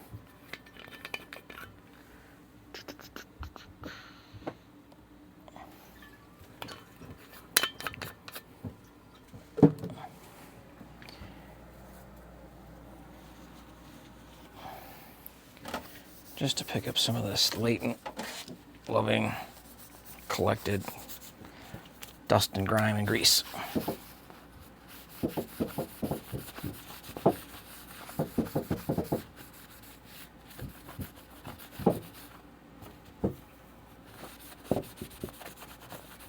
Or at least distributed around the back of the panel here. Okay. If you recall, I went off and labeled everything.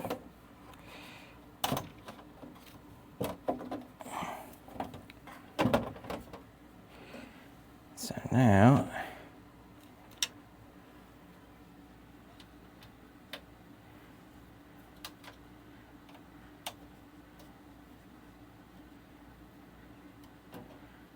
everybody's situated.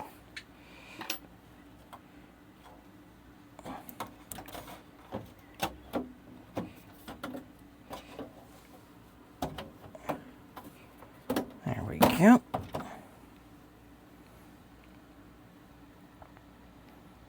And now it starts. So,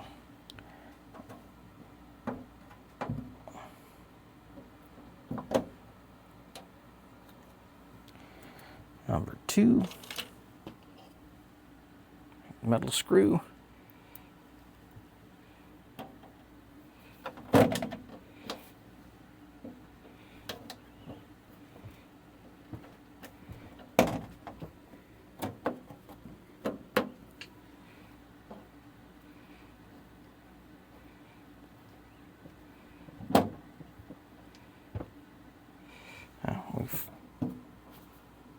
There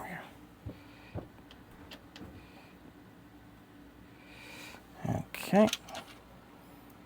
Number 2 up here in the corner.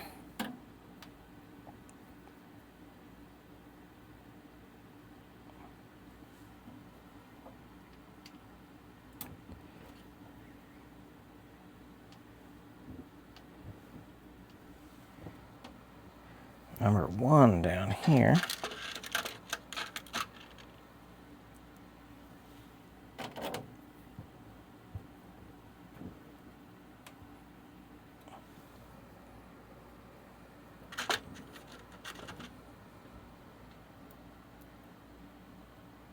Oh, whoops.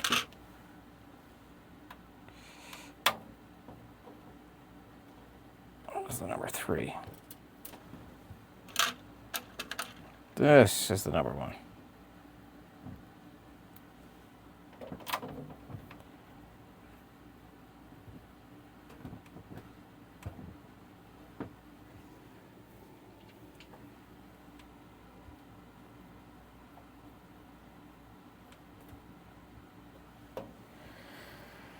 Okay. Number 2.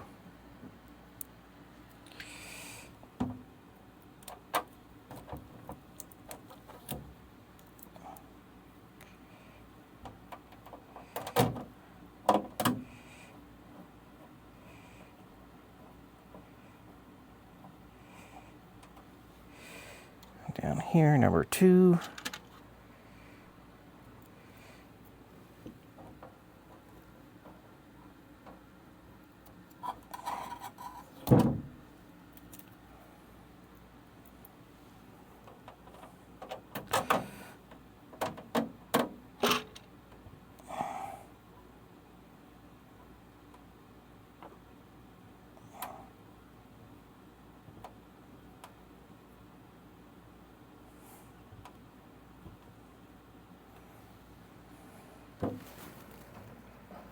Okay.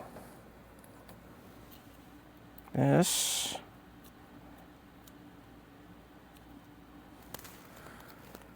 is a mess. But I think that's number 3.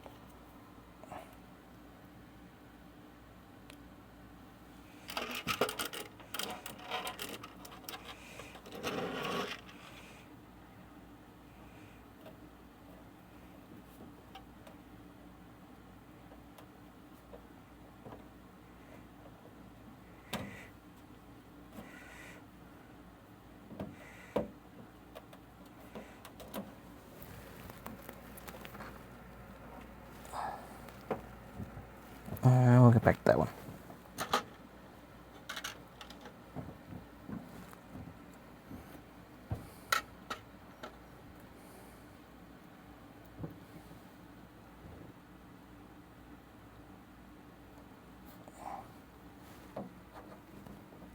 Number 3.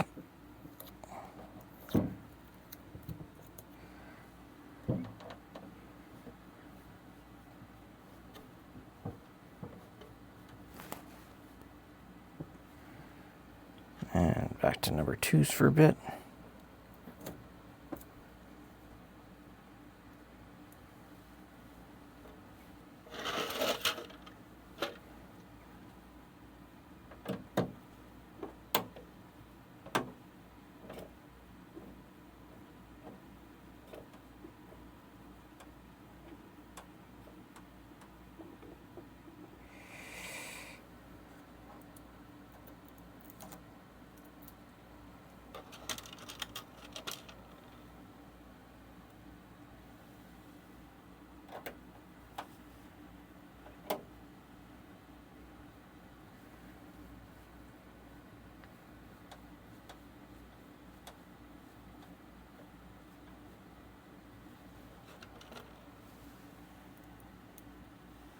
And then number 2.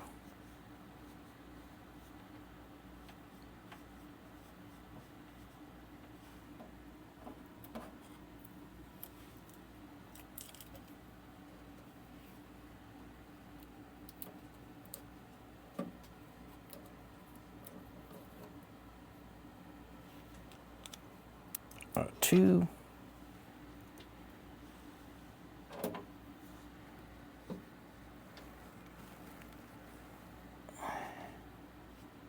This one was empty. And now I'm looking for number 4.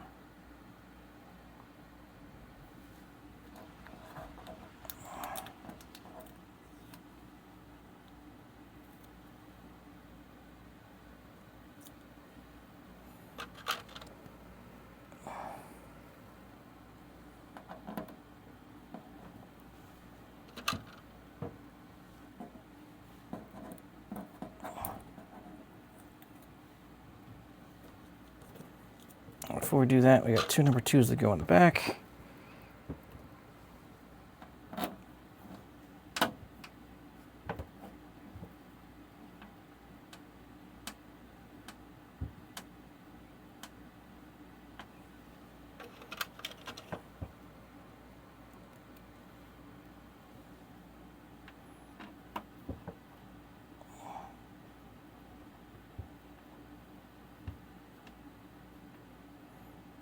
Number 4s we had taped into our AMS buffer here, because they were only going to have one use.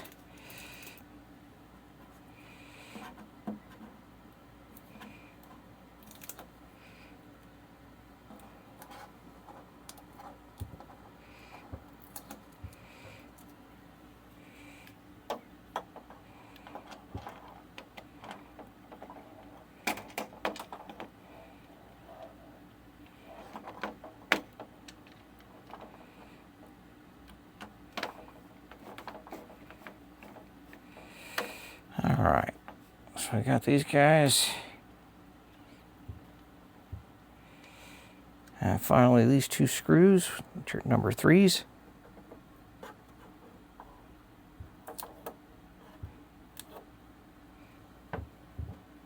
Are number 6s.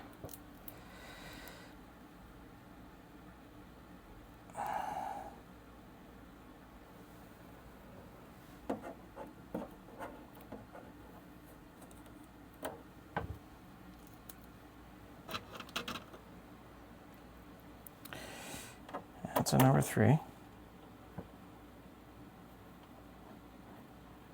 And I just have this extra long one, which I think might be our boy there.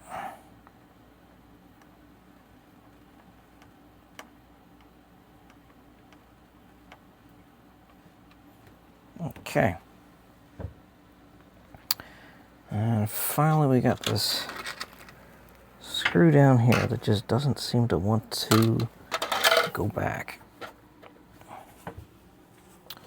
Well, we'll run this thing through the self-test, and if we get any squeakies, we'll just see if we clear that up. All right, we are into the belt tightening procedure here. And the first step is to take our gantry and slot that puppy back and forth with these screws all loosened up.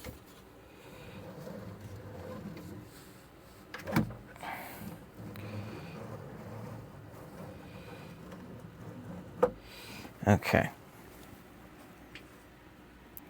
Then, after the belt tensioning operation completed, needs to be calculated. All right.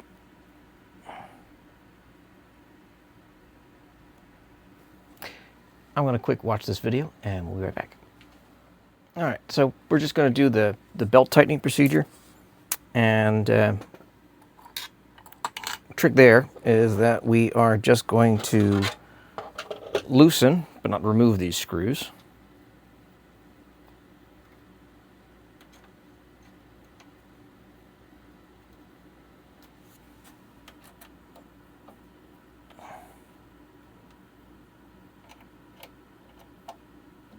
And then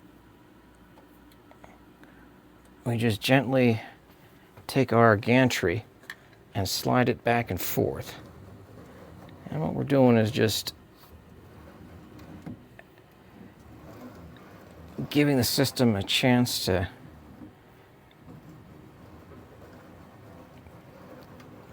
even out the tension on the belts.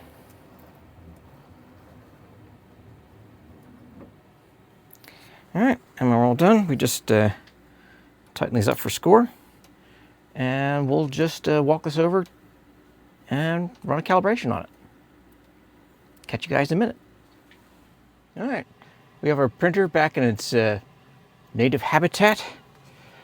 I'm going to not hook the AMS up, but I will set it back on top, just so that when I run the calibration test, it does work out all the resonances based off of how it will be all together in operation. So Just start that calibration, see how we go. You guys don't need to be here for this, so I'll catch you when we got the results. But you know, good thing so far.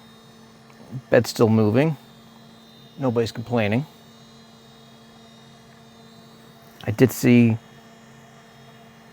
the head rehomed, so motors are moving, belts are going. Good things. All right, we have proof of life here. Managed to print a cup overnight. We do have a casualty though. Apparently, I managed to break the LiDAR while I was putting all this back together again, or tearing it apart, or playing Mr. Archimedes on the belt. So I can live without the LiDAR for the moment. I know it's going to rise to my level of annoyance, and I'm going to get it fixed, but I did actually change the belts, and the machine works when I'm done.